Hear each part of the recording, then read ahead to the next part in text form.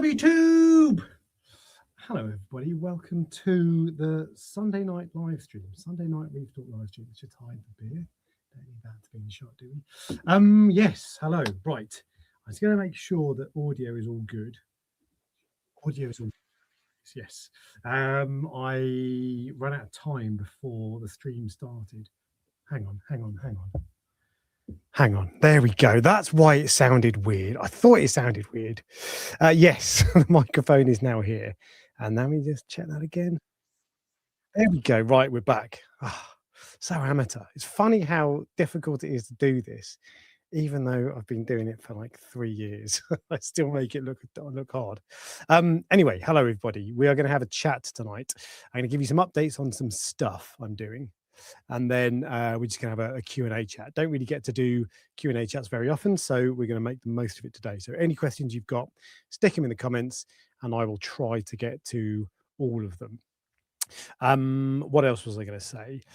Yes, there was going to be, I did have a guest lined up for today. It was Duncan from Yorkshire Reefs and potentially Saf as well, but they weren't available. Actually, they were double booked. So I'm hoping to get them back maybe next week, maybe sometime after, but it might be that we don't get them back on, but we'll see. So it's just you and me, guys. There's still no Ryan. He's still slacking, enjoying his time off. Had a chat with him today, and he's very much enjoying the downtime. So, yeah, I don't think I'm going to be able to persuade him to get it back, to come back. So, right, let's have a look at, yeah, there we go. Yeah, people telling me I'm quiet. It's because the microphone was like 10 feet away from me. Let's have a quick look and see what is going on. Fine, right, do you know what? We're going to kick off instead with some updates, Reef Talk updates. What have I got to tell you? Yes, okay. Oh, God, guys. My Aptasia eating fish, the Australian stripey, he's big already. So far he hasn't actually eaten anything. If I share this, is that the right screen? It is. He hasn't touched any corals, he hasn't touched any Aptasia. It's not uncommon for a fish like that to take a little bit of time to bed in, so that might change. But this is a photo I posted on Instagram earlier today. He's probably about 50% bigger, I think, than when I got him literally 2 weeks ago. So everybody says they grow fast. They really do grow fast. And he's got this super, you can't really see from that photo, but he's got a really fat belly, really super round belly, which is, I saw one in the shop that had a round belly as well. And I was like, I don't like that. It looks like it was swollen, but I think it's just because they just stuff their faces absolutely full all the time. But yeah, that's him. He's not a good looking fish. we can all agree on that, but he's actually quite a character. And I kind of enjoy having him in the tank. I reserve the right to change my mind when he eats all of my Aptasia, when he eats all of my corals. But for now, he's not touched any corals and he's not touched any Aptasia either, which is a little bit annoying, if I'm honest. I was kind of hoping he'd go straight in and just blitz them all on day one. But I suppose that was optimistic. But I'll keep you updated with how he goes on. I've not seen everywhere I've seen since I got him says the same as everyone. They grow fast, they eat corals, and they eat Aptasia. So we'll see which he goes for first.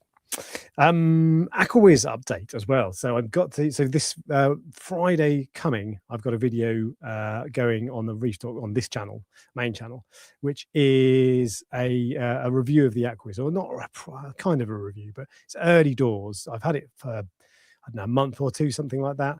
And really what you want with something like this is it doesn't really matter how you get on with it in the first month. What matters is how it's doing a year down the line.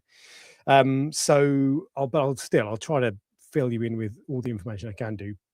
But it's going well. So it started, the last time I tested it against my Hannah checker, it was about half a DKH out, which is okay, but it's a little bit higher. That's a bit of a bigger discrepancy than I would like. So I've told it what the Hannah checker is reading, which is what you're supposed to do. You don't calibrate it or something, you reference it. And then it says, okay, fine. I know that actually the true result is 7.7, not 7.2. So I will remember that next time. So we'll see if it holds calibration over the next couple of days, but it's going well. It's a good bit of kit, and it's down to 600 quid now, which I think is a much better price. It was 700 quid. I don't know if that's just like a Christmas discount. You can get it from reefquest.co.uk. But yeah, so it's down to 600 quid, which is a better price. At 700 quid, I look at it, it's cheaper than the others, but I do still look at it and think, it's not as slick as the others in terms of build quality and the app and all that sort of stuff. And that doesn't really matter because it's very innovative and a really cool way of working. But I prefer 600 quid. I feel that's an easier sell at that kind of price. So yeah, but the full video is coming this week, basically.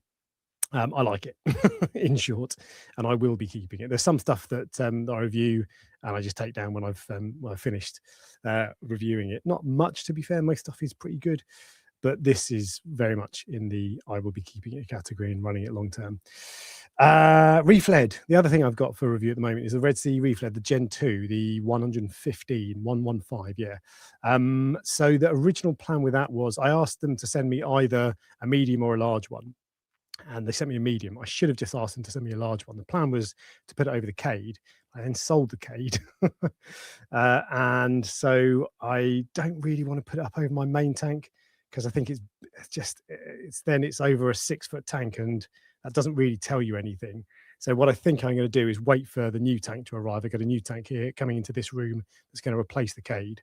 And when that arrives, I will set it up over that tank. It's only a 2-foot, 75 centimeters wide tank, as in side to side.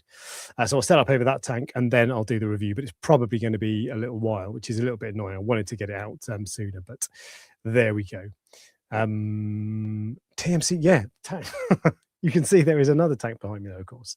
The TMC, this is the First Wave 78 that I've had for a week or two now. Obviously not quite yet set up. What I'm going to try to do is get a few videos out on this week, back to back, basically. The first one's going to be an unboxing, then I'm going to be setting it up and showing around the equipment, all that sort of stuff. And that will be January. It's coming soon. I've got the cabinet, though. You can't really see the cabinet. Can you see it? No, you can't really see the cabinet, but the cabinet is really good. That arrived, I think, last week. It's brilliant. I love it. It's just an open cabinet. So there's one shelf in the middle, but there's no like brace bar down the middle. There's no doors on it. And it's just wicked that you can I've just got like, what have I got? Just a couple of plants, a speaker, my camera. I just love having just a cabinet for display cabinet purposes. It just looks really cool. So I'm sold on that. When I was looking at that at first online, I was thinking you're probably better off getting an IKEA Kallax, which is like a third the price, and they do the job really well. But actually, if you can afford it, that cabinet is way better than a Kallax. And actually, the Kallax doesn't fit the 78. The Kallax will fit for the smaller tank, the TMC First Wave 48, but not the 78. But anyway, there are two options, I guess. It is available in the US as well, I found. It's distributed by Quality Marine. Those of the excellent photos on Instagram. So that's the TMC tank. Next week, with a bit of luck, that won't be in a box next week. Oops, spilling beer. With a bit of luck, that won't be in a box next week. That will be actually on the tank, and you'll be able to see the light and all that sort of stuff in the background behind me. How did I miss my mouth? God, is that like my 10th beer or something? This is not good. I need Ryan here. Ryan, where are you, mate? I need you to fill when I have to clean up beer spills and that sort of stuff. What else have I got to tell you? Nothing else to tell you, actually. I'll do news later, actually, in the usual style. There's no fish of the week or coral of the week or anything. It's very much Ryan's territory, and I'm not going to take over his role. So we'll save them. No doubt he's saving them. He's looking at this going, yeah, I'm saving up my fish of the weeks and coral of the weeks. So in that case, we can get started with the question and answer session. First up, we're going to do the member questions. Let me just refresh that bad boy and we'll have a look. So first one is from So Reef, who is also the host of Reefing Radio. Reefing Radio will be on the podcast on the 4th of January, I think, something like that. Yeah, pretty sure I think it's the 4th. The first one in January. Ryan's still slacking. and he'll be back the week after, but they'll be on the 4th. So we'll have the Reefing Radio crew. If you haven't heard of Reefing Radio, it's a podcast, a reefing podcast, obviously, available on YouTube, Spotify, and all the other usual places. Worth checking out. And we'll just, I don't know what we'll chat about, but we'll work something out. But anyway, he asks, what are some nice small polyp zoas besides rasters and radioactive dragon eyes that you like? And I've drawn up a list for you, Chris. So I've drawn up a list of 11 zoas, small polyp zoas, because I really like small polyp zoas. And I'm talking in terms of size of small polyps, I mean rasters. So they are what, I don't know, 5 mil across, something like that. Utter Chaos are maybe twice as the size, 3 times the size, and they're cool. But I really like the small polyp zoas. I think they just look a bit better when they're a colony and they stick close to the rock. But I've drawn up a list of my 11 favourites, 2 of which are rasters and radioactive dragon eyes. Blue-eyed blondes, or blue-eyed blonde bitches, to give them the full name. Blue-eyed blonde are a wicked zoa. Shall I actually, do you know what? Let's do a proper job. Blue-eyed blonde. Oh no, hang on. Blue. Oh, why isn't it not working? Have I spilled beer on it? Here we go. Blue-eyed blonde. Talk amongst yourself. So it's right. And now I can do a proper job and actually show you. So I'm not just talking about stuff that you can't see. These are blue-eyed blonde zoas. Wicked coral, really nice, super bright blue glow. That's probably a little bit of a fluorescent shot, but they're really cool. I love them. Look a bit like a scrambled egg with orange hair. If that's the right word, which it obviously isn't. But they're really cool. Next one, I'm not going to put up photos more because we'll be here all day. Next one is rasters. Next one is laser lemons. Laser lemons, if you've never seen them. Laser, it looks like I am going to do them all. Lemon zoas. So laser lemons, I had a colony of these a while ago. I've now got a small colony. Hey, Prestige Reef has got them. But they're wicked. They look a tiny bit boring when you just see them on their own. But when they grow out into a colony, they just look wicked. I really like them. What else was there on the list? LA Lakers. I'm not going to show you those, but they're similar to scrambled eggs, only a bit more purple than blue, whereas scrambled eggs are yellow and blue. Next up, scrambled eggs. LA Lakers are really small as well. In fact, they're smaller than all of the others on this list, probably up there with radioactive dragon eyes. Scrambled eggs. Everybody loves scrambled eggs. That was awesome coral. Really bright yellow. You don't get many yellow corals, so it's nice to have a bit of yellow. So they're good as well. Alien anti-venom. Pink zoas. I'm definitely going to show you those.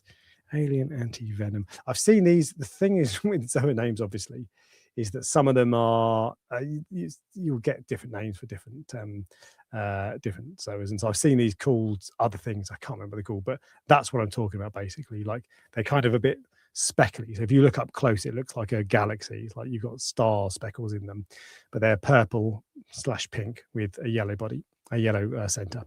Really cool zoa. All of these are cheap, by the way, as well. Rainbow incinerators. Oh yeah, rainbow incinerators are another one. I've got them in my tank. They grow quite fast, so if you isolate them or surround them in putty or something so they can't escape. Rainbow incinerators are a good one though. Purple or blue hornets are like another classic. The purple hornets in particular don't glow under blue lights, but they look cool during the day under white lights. And Chris, I know you're a fan of white lights. Radioactive dragoneye, which we've already discussed. Fruit Loops. Fruit Loops are a cool one as well. That's actually one of I don't think I've ever had a Fruit Loop zoa. Fruit Loop. So you'll be able to get these. I would bet that you'll be able to get all of these on what's it called? eBay. Fruit Loops. These are Fruit Loops. They do look fairly similar, to be fair, to what they call blue-eyed blondes, but they are different. When you see them, they are definitely different. But they're cool. And then the final one on the list was Gatorade zoas. Gatorade zoas, which are these bad boys. Those ones. Poto, Piece of the Ocean Gatorade. And they're quite cool. Yeah, actually, that's what I think they look like more typically. Green and orange. So there you go. That is my top 11 small polyp zoas. There we go. So there you go. Now you know. Those are my my top 11 zoas. There are loads though. There are so many. Go on what's it called, eBay, and just search zoas, and you'll find loads until eBay gets shut down, which May or may not happen. Who knows? Next question from Pickles. And I did say, so this is my fault because I called this stream Ask Me Anything. And Pickles Reef says, what is your favorite cheese? What's your favorite cheese, Alex? I'm not a massive cheese man. I like cheddar because I'm a pikey. And I like brie. And I like camembert, baked camembert. Oh, really good. But I'm not a very sophisticated. I'm not into stinking bishop and all that kind of weird stuff. Rich's Reef says, what is your preferred phosphate remover? I think it used to be Fozzy X, but now you may have moved to Lantham. And what's your favorite beer? Favorite beer is Peroni. It's basically all I drink. And that's what that stuff is. And it's always better. So the reason I drink Peroni as well, I'm sure it's really popular. Everyone drinks Peroni. But the reason I drink it is because it's imported from Italy, whereas all the other beers are brewed in, like all the other foreign beers, European beers that are nice when you buy them in their home country, they're brewed in the UK under license, and it's mostly brewed in Burton-on-Trent. If you ever go to Burton-on-Trent, the whole place smells of yeast. So it doesn't taste the same, whereas Peroni, especially in a bottle, you actually get the proper Peroni taste. So that's why. Anyway, back to Reef Chat.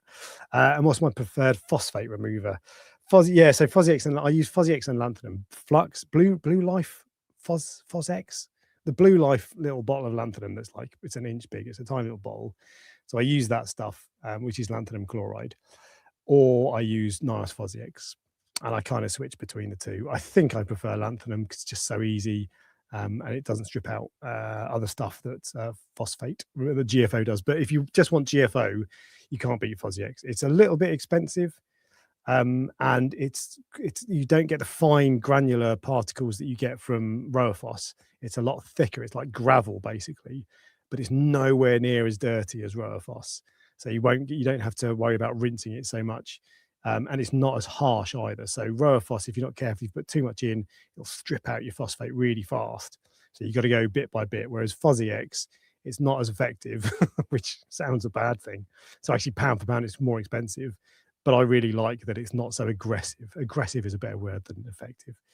So I switch between those two. I am running Fozzy X on my tank at the moment, but I haven't changed it for like 2 or 3 months, so it's doing absolutely jack all at the moment. My phosphate did actually get quite high. I tested it the other day, and what did it get up to? It was 0.4, 0.5 maybe. Where was it? 0.54. So yeah, that's quite high. Nitrates were 26. Woo. So there we go. I've backed off feeding. So there we go. But yeah, Fozzy X is brilliant. I really like it. And the nice torque reactor is excellent as well. So much better than the others that I've used in the past. The other one that everybody has is the DD, something it's called like LFR. It's like LFR 700 or something. And it's just awful. It's got a screw connection fitting, and you always get granules of GFO in it. So it crunches and you can't get it on right. And then when you have to take the tube out to change it, it's connected to the pump. So you have to take the pump out as well, and that's dripping all over your sump. And then you've got to unplug the pump, and the plug drags all over, and then it drops into the bloody sump, and then you start swearing and, hate that thing. So yeah, the nice torque one is brilliant. Not even that expensive for a reefing reactor. It's not cheap, but it's not like megabucks. Edward, I know you don't want yet another tank. I do. I want a second tank, but no more than that. But would you do a hang-on back system for content? Full disclosure, I have a 75-gallon hang-on back system. Cheers. Would I do it for content? No, probably not. Technically, I'm doing the TMC one for content, but I think that's a wicked tank, so I want to kind of show people. So I don't generally like doing tanks just for content, because you don't really get much pleasure out of it yourself. So it's far better to set up a tank and run it at least semi-long term. Well, I've done it a couple of times, to be fair, but no, I wouldn't. Hang on back filters aren't really my cup of tea. You don't really get them in the UK. They're just a lot less common. You can get them. I had a freshwater tank recently, Aqualoom, I think it was called. I bought that about 2 years ago with the intention of doing a setup series, and the idea was going to be how to set up a saltwater aquarium using a freshwater tank. I just never got around to doing it, and I sold it last week. But no, I wouldn't do a hang on back. I don't like hang on back stuff. And if I had a tank that just had no filtration section, which is what often you get with freshwater tanks, I think I'd just do water changes.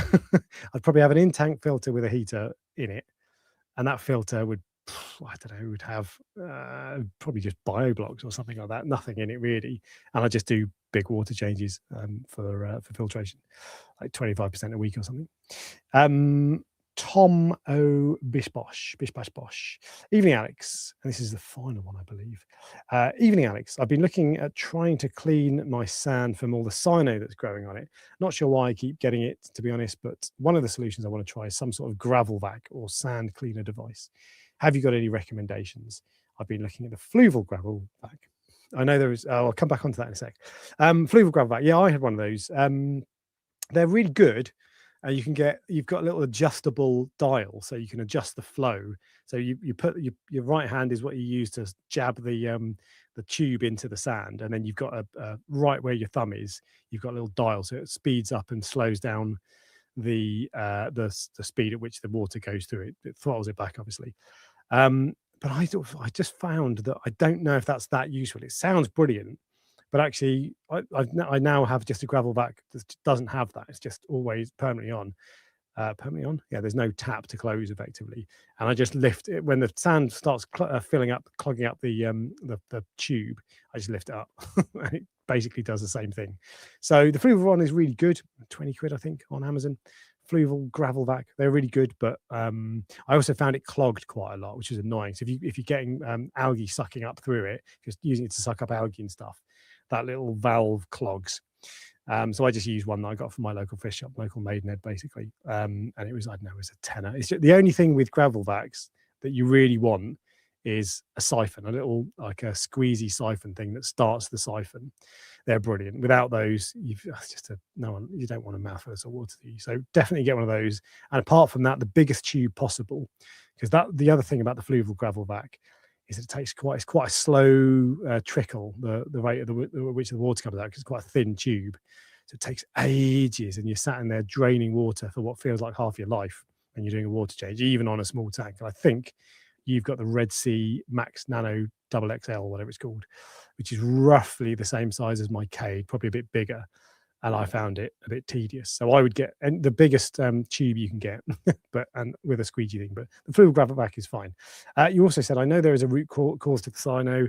I just can't figure out what. Every phosphate test I've done with my Salivert kits is showing as 0, which is your problem. And my last nitrate test came up as 3 parts per million. I only feed half a cube of frozen every day too. Maybe just new tank syndrome still. Yeah, so exactly that. I think when you've got a new tank, nutrients are just all over the place, and they're really difficult to control, and they don't settle, they don't bed in. Which is one of the reasons, it's probably the main reason, to be fair. It's a bad idea to put corals in from day one, unless you've been in the hobby a while and you know how to kind of deal with the issues. But I would, so you get cyano whenever I've got it in the past anyway, I've had 0 phosphate and high nitrate. 3 parts per million nitrate isn't high, but basically it's that imbalance is what I find creates the opportunity for cyano to take hold. So first thing first, address that balance. I would actually go as far as dosing phosphate. I would buy a bottle of phosphate. You can get Reefs Elements Phosphate Plus, I think it's called, and I would very carefully dose it so you get a reading 0.1 parts per million roughly. Maybe a little bit more is fine. I've got 0.5 in my tank, and it's fine. It's not ideal, but it's fine. So you want to get a reading. So, and what you want to do is you want to get that test regularly so it doesn't drop back down to 0. And then when you've done that and you've got that sorted, then attack the cyano. And I would just use ChemiClean. Be very careful with it. Definitely don't overdose it. Oh, you haven't got a skimmer, have you? No, you have got a skimmer, I think. You'll need to be a little bit careful. I had issues with a clam last time I used ChemiClean, a long time ago. But use ChemiClean and then just do water changes, because ChemiClean does do a really good job. So I would do that. And I think that is all of the member questions. It is. Okay, so in which case we can move on. And now I'm going to have like a million questions to look back on, aren't I? So we're going to look back over the chat, start asking you questions, and I will catch up and get to them. So, trouble is, I've now got to scroll back and look through all the people talking to each other and saying hello and all that sort of stuff. Waterbox Frag might have to change my name from Reefing Mad, as I've been doing more fish on the YouTube channel.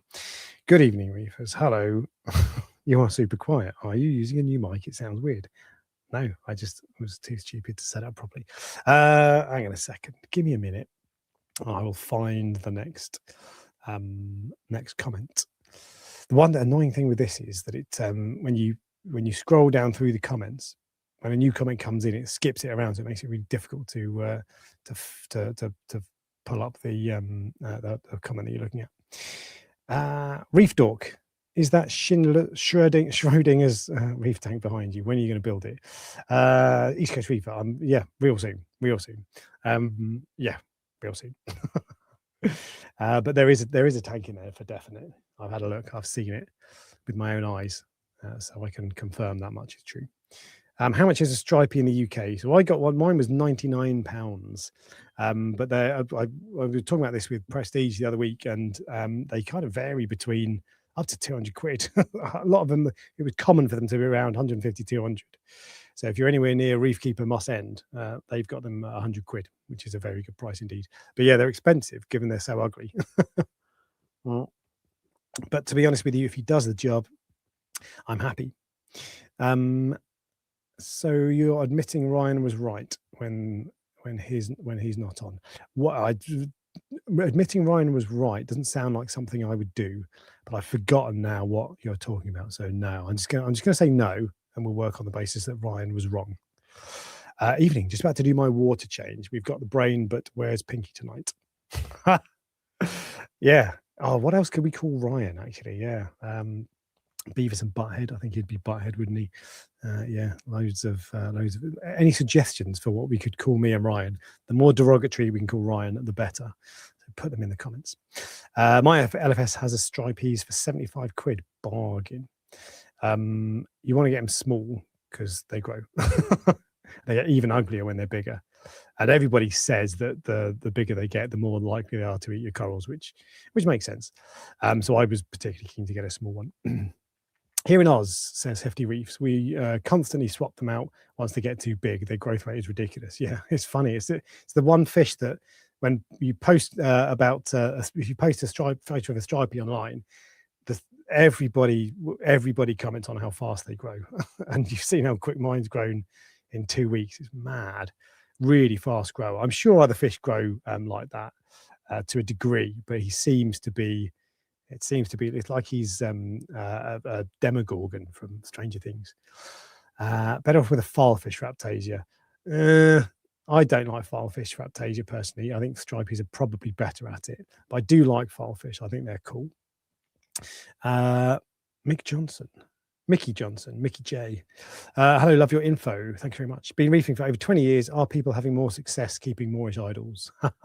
Apparently, yes. Apparently, they're not as difficult as they were before. I don't know if something's changed in nutrition, in the food that we get or something, or people are feeding them more than they were before. So Elliot from Marine Collectors just says just feed them nori. But it can't just be that, because people have been doing that for years, surely. But anyway, I had one for about 2 weeks. It started scraping at my corals, so I yeeted it out. Took it back to my local fish shop, of course. But yeah, they're such a cool fish. I think we were talking about them at the other week on the stream as a centerpiece. They're just so awesome. And every time I look back at videos or photos of my tank when he was in, it's like, it's so cool. It's just a shame. It'd be cool to get. I get fed up with my tank every now and then. I had a day like that today when I was just looking at it. I was like, I don't know. It's a bit average, which everybody, you always do that to you, don't you? But I was thinking acros would be cool. Just rip all the corals out, the LPS out, wang in a load of acros. And then I think I would risk a Moorish idol again. Rich 6790. Alex, don't suppose you were the regular that bought the lovely weeping willow from leather from Moss End's little softy tank by the entrance doors last week, were you? No, that was not me. I did buy I think I bought it wasn't a weeping willow. I bought a toadstool from them, I don't know, a couple of months ago. But I think it was from them anyway. I can't remember now. But no, that wasn't me. But I do have a couple of toadstools, leathers in my tank. doing fine. They're really, like, if you want the hardy coral, people always look at like the first, when I was first in the hobby, I wanted the most. I didn't care what the coral looked like. I was just like, which one is going to tolerate my nuisance, my nonsense, beginner mistakes? And the answer to that is a toadstool. They're absolutely bomb proof. So yeah, there you go. But they're cool as well. My what's it called? My clownfish swim in them, obviously, like live in them. My Midas plainly does as well.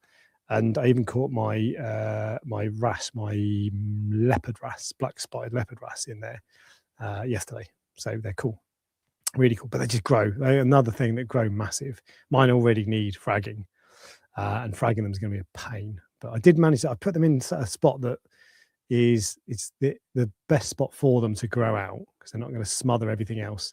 So they've got some room to grow, but it's just going to be, it's one of those corals that you'll just have a never-ending battle where you're just constantly fragging it.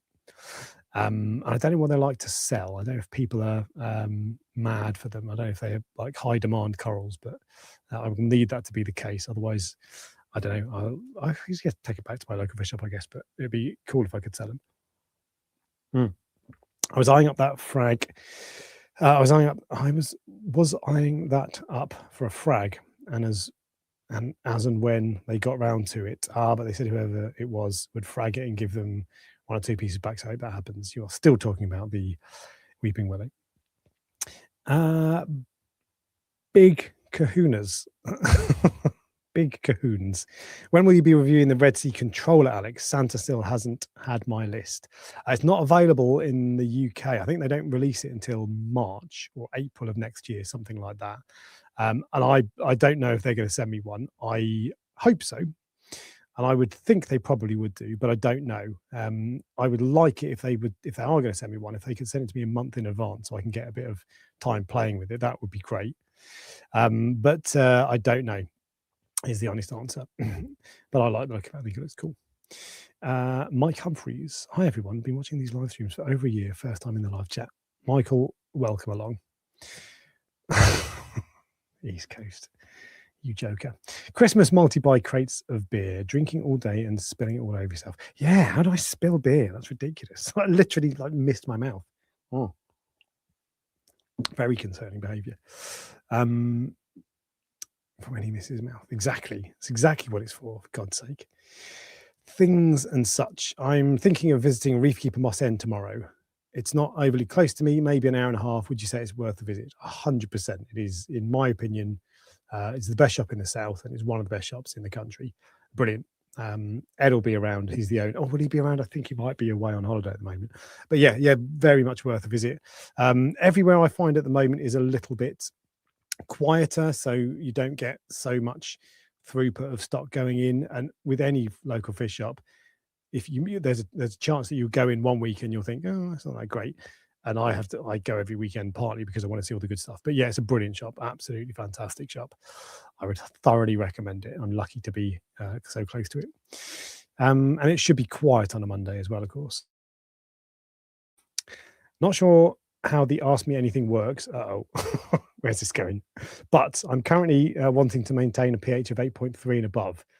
I am currently wanting to maintain a cooler room. So I'm just going to open my window. Hang on. There we go. 8.3 and above you want. I currently run a CO2 scrubber. I hate CO2 scrubbers personally due to ventilation in the winter, but wondered if you think calc is better. Yes, it is. Calc is the way to go. CO2 scrubbers are a pain in the backside because they require constant maintenance. Even if you do, or maybe if you do a recirculating one, it doesn't wear out, so you don't burn through it so much. But I found that if you've got a load of CO2 in your room, I think it was burning through the stuff every 2 or 3 weeks. And if you're having to replace something every 2 or 3 weeks, there'll come a time when you just can't be bothered and you forget, or you just give up with it or whatever. So it's just an unnecessary expense. Calc butter is absolutely brilliant. Use calc basically and dose it. Calc butter. I've just bought a Wave Reef calc butter stirrer, which I use on my main tank. That was 230 quid, I think, whereas the last calc stirrer I bought was 450, the Deltic one. The Wave Reef, they're different, and the Deltic does have some benefits, but so far I'm struggling to see why you would justify. The only reason to go for the Deltec, basically, in my opinion, is if you wanted to put it in your sump, because the Deltec can sit in your sump because the motor is at the top, whereas the Wave Reef, which is the same in the States as, someone tell me in the chat, Coral View, you can't, that has a motor at the bottom, so it will just die immediately if you put it in. So you can't put the Wave Reef in water. But apart from that, it's brilliant. Well, it's not brilliant, but it's just very good. Yes, Moss End is so good. If drive there tonight, I'd drive there tonight and sleep in the car for Bruce to open. Yeah, exactly. They're always really friendly as well. Just a really good job. So, have they got anything exciting in at the moment? They've got a load of. Have they got an Addis butterfly? Or maybe it was the pyramids. Anyway, yeah, there's always good stuff there. Would you recommend a clam for my Fluval Evo 52? It's been set up for about 8 or 9 months. If you've still got the stock light, no, I don't know. I probably wouldn't use one with the stock light. I'm guessing you mean a Durasa clam. Any other clam, no. A Durasa clam might be okay, but that's quite small. Clams grow quite big. To be honest, I think the answer is no, I wouldn't. I think that's too small a tank, but you could give it a crack. But if you do, only do a Durasa clam, don't do anything else and put it up high. And if you've upgraded the light, you're with a better shout. I can't remember if I did a PAR test when I've had the stock light. I don't know if I did. I've done some videos on the Fluval Evo, so you might be able to go back and have a look at the PAR, but the spectrum isn't great. So I wouldn't be surprised if it's not perfect. It's not great for a clam. You can have a crack, but I personally wouldn't do it. So no. Unless you've upgraded the light, in which case maybe. But even then, I don't know. I wouldn't. But if you could do it, if you had an upgraded light, I think I'd be worried about doing it with the stock light. But if you can find someone else who's done it with the stock light, then you can tell me that I'm talking out the back of my hat. Has anyone in the UK tried ordering Zoa's mushrooms softies from March Fragbox? You can't do it. Am I right in thinking they're okay to be shipped as no CITES issues? No, you are not. They're based in Canada. Canada is not part of the United Kingdom anymore. So no, you can't. You can't buy corals from abroad at all. I think you can get I don't know. I think you'd literally have to get a certificate for each coral you import, but nobody ever does it, and no, you can't do it. Same as America, same as Europe since Brexit. Unfortunately, I used to get corals from white corals in Germany, and I can't anymore, which is a real shame. Why can't I keep Zoas when my nutrients are phosphate 0.5 and nitrate 50? All other corals looking great. Nitrate's a little bit high, to be fair. It's not the end of the world, but I'd rather that be half that. But why can't you keep Zoas? I mean, those that's all probably a little bit high, to be fair. If you could, in an ideal world, your phosphate would be closer to 0.1 and nitrate's 10, but Zoas should be fine in that. So it won't be. I don't think it'll be that. Look elsewhere. In terms of water quality, but Zoas should be pretty hardy. Some of them are fussy, so it depends what Zoas you got. There are some. What's the like speckled Krakatoas? I think are notorious. There are some that are notoriously difficult. I've always avoided them because they're really expensive.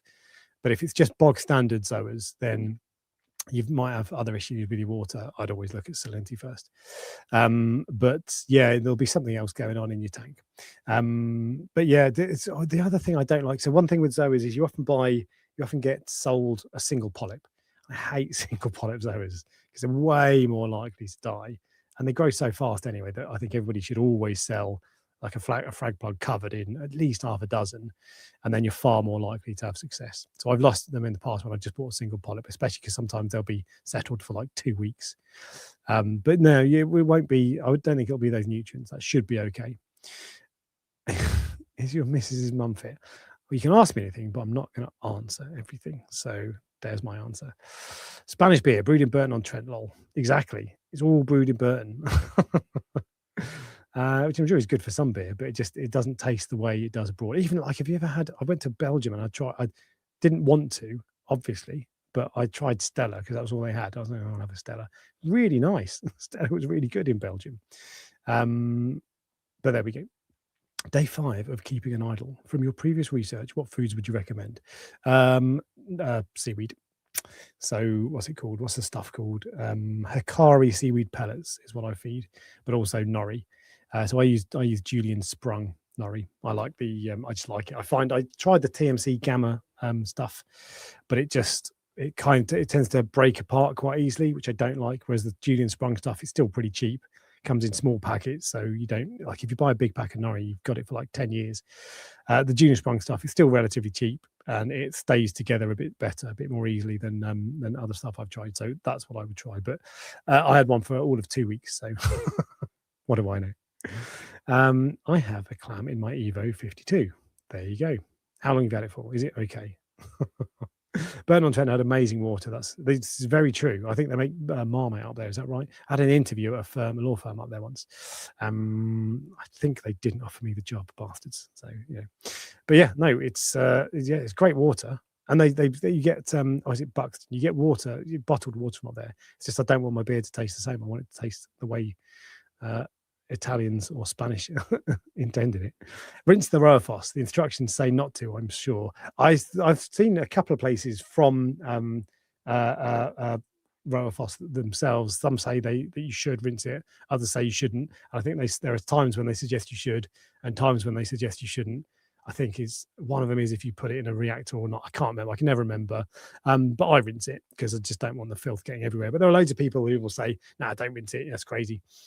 I think probably the honest answer is it doesn't really matter, but I rinse it. You should rinse it in RO. I suspect it won't destroy the effectiveness if you rinse it in tap water, but you should rinse it in RO.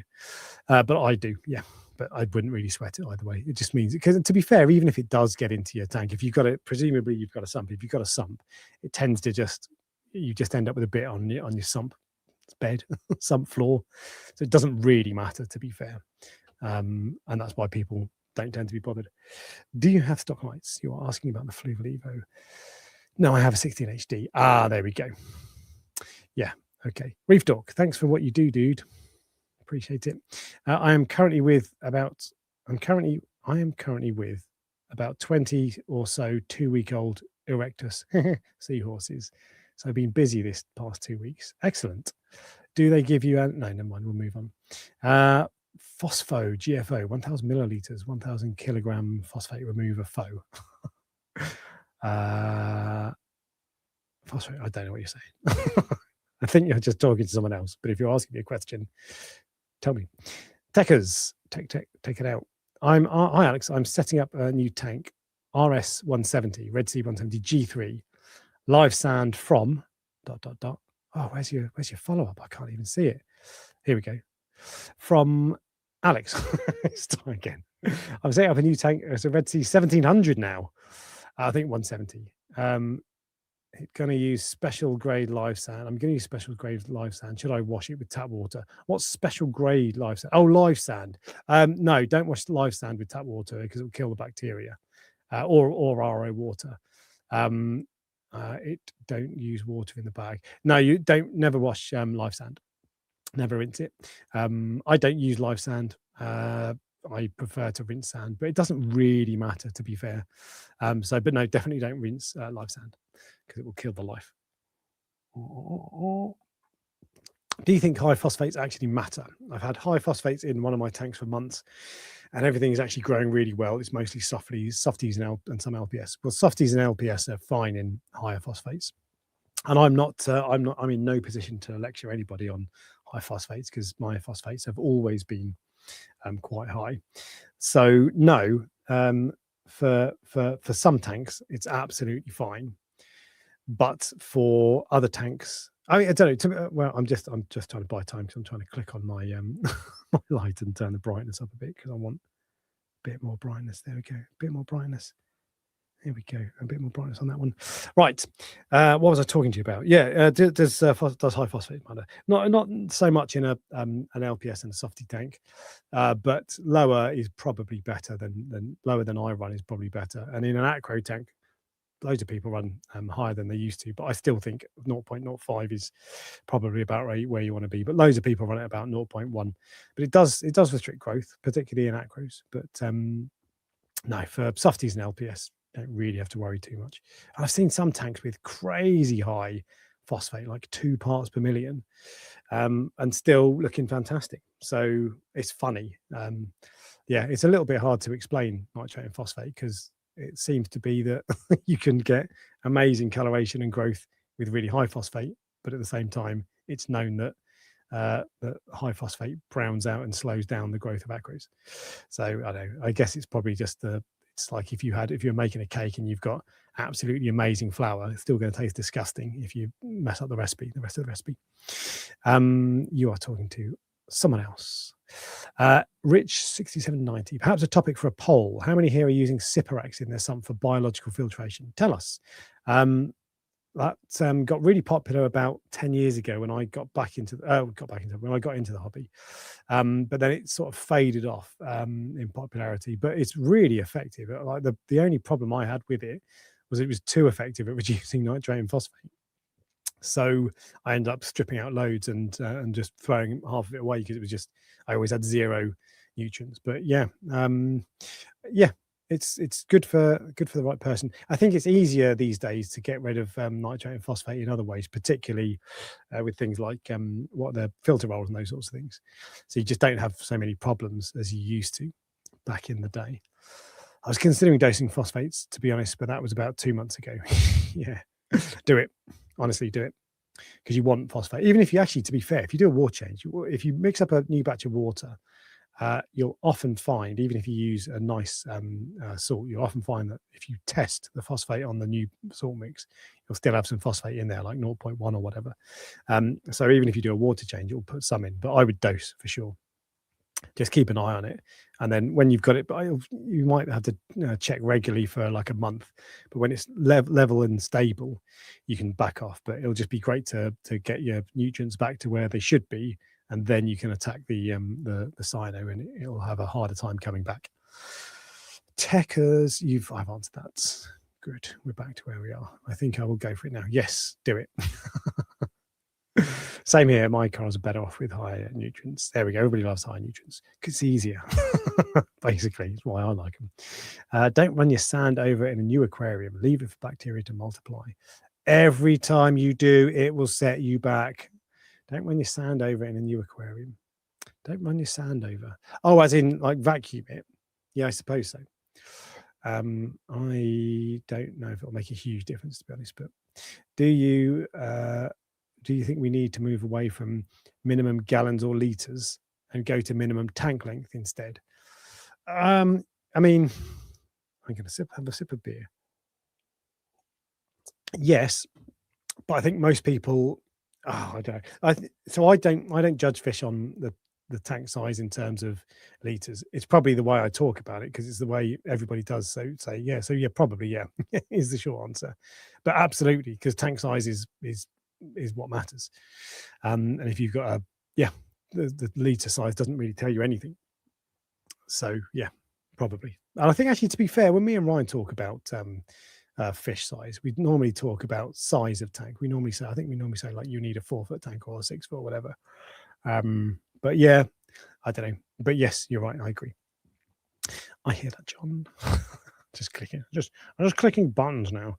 Just working my way through the Ultimate Reef thread that Paul started in. Okay, you're talking to someone else. I use Siporax. Oh, you might be talking about Siporax.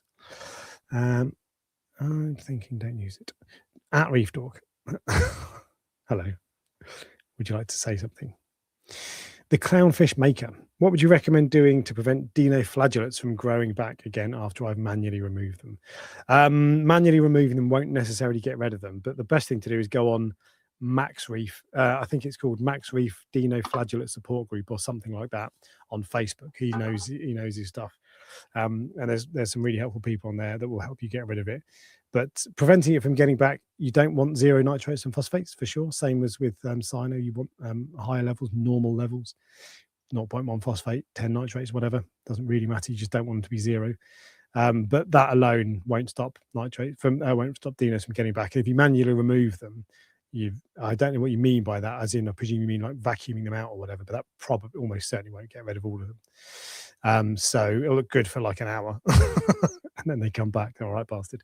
But yeah, get on the Max support group, Dino Flagellate support group on FaceB. Because he knows stuff. I did a live stream with him, so you can watch back that actually, and he'll tell you how to do it. But different types of dinos respond to different types of treatments. So if you're lucky, you'll have the one that is waterborne, and you'll get rid of it with UV. But if you're unlucky, you have one of the other ones, and you can't tell by looking at it. You've got to put it under a microscope. You are talking to someone else, so we're going to move on. Do you have kids? No, I don't. I've got a cat. But no kids. Variety of food for Morris Idle. Reef Talk, here we go. This is the one. I've been struggling with high nitrates, 65. Bloody hell. But low phosphate, 0.02. Okay. What would you suggest for balance? My approach right now is to dose phosphate to raise it slightly and dose no-box. Yeah, I suppose so. I would just do, I don't know how big your tank is, but I would do big water changes to get rid of that and reset it basically. But going forward, what's your filtration like? If you've got a skimmer and an auto filter roller, nitrates won't get that high, I wouldn't have thought. Do you vacuum your sand when you do water changes? Tell me you do water changes, like a good boy. So that's what I would do. Water changes, just a few big water changes. If your tank isn't enormous, if you could do 2 or 3 50% water changes day after day, that will reset it. And then going forward, make sure you're vacuuming your sand when you do a water changes on a weekly basis or monthly, whatever it is, and use good quality source water and up your filtration. Malman, you're talking to someone else. Have I caught up? Nowhere near caught up. All right, well, let's have a slow sip of Zevetta. Hi, mate. I have BJD, brown jelly disease, on a couple of torches. I managed to source Cipro, amoxicillin, Lugol's, and Restore, and I'm about to dip tomorrow every other day for a week. Have you ever used the KFC dip method? No, I have not. No, brown jelly disease is nasty, though. So good luck. Let us know how you get on with it. Yeah. Never used any antibiotics in a tank. Thanks, Alex. I'll ask the Easter Bunny in that case. I can't remember what you were talking about, but there you go. I think the Easter Bunny doesn't come out at Christmas. I can't confirm that, but I think that's correct. Ball guys do it best. Don't I know it? You are talking to each other. Hey, Dan. Hey, Trabs. I'm bald through choice and still agree. Okay. Me too just shows it works hard. Right. I recently set up a new Red Sea Reefer 45 XL and I am struggling keeping the phosphate and nitrate up. Is there a setting on my roller mat 500 so it doesn't filter out so aggressively? It rolls 100 centimeters a day. Have you got it set up properly? Have you got it set up hanging on the back? I'm guessing you've just got it hanging on the back of the filter. You want it raised 100 centimeters a day. That's enormous. What's mine? You've got a 425. My tank is, I don't know, 50% bigger than that. Let's have a look and I'll tell you what. There's no setting. You can turn it off, to be honest. If your nitrates are, and if your nutrients are too low, just turn it off, disconnect it. You've got the what's it called, the union that you can just disconnect it. So that's actually the right answer. But it shouldn't be doing that much. Daily average, 29.1 centimeters daily average. Mine is. Yeah. So, and that's I feed relatively heavily on a 6-foot tank. So yeah, that's you're using 3 times as much as me. That's weird. Something's going on. But if you've got mega low nutrients, I wonder what you've got in your water that's doing that. If you've got mega low nutrients, disconnect it because you don't want a filter roller if you've got nothing for it to do. So, and I must give a shout out to Jamie at Aquatic Addiction in Wokingham for kindly donating a rock to me to help kickstart my bacteria loading. Cool. Yeah, can't beat that. What are your favourite wave makers? We've talked. I think it depends on the tank. So if for a big tank like my main tank, where the MP40s are really good.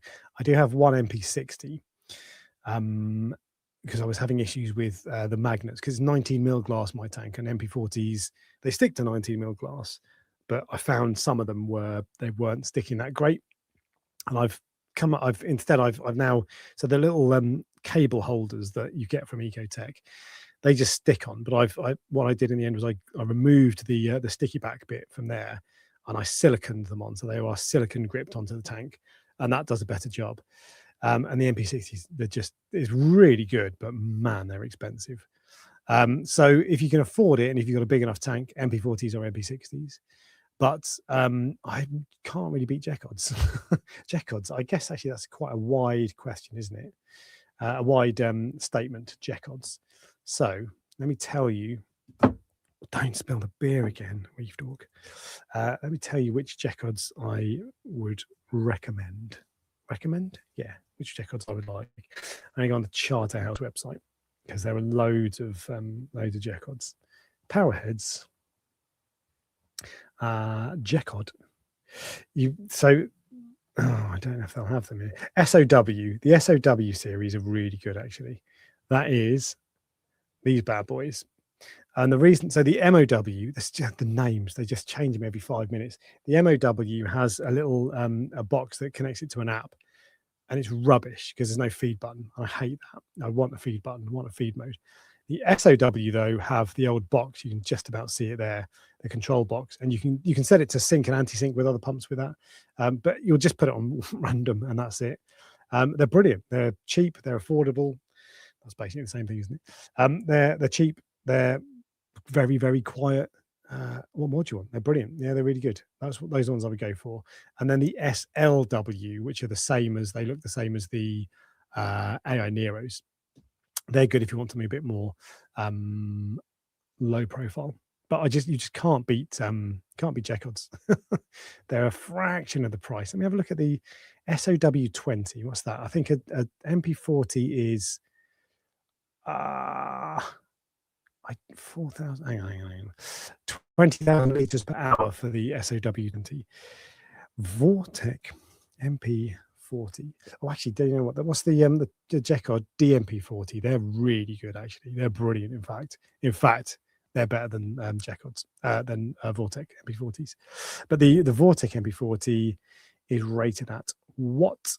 19,000 liters per hour.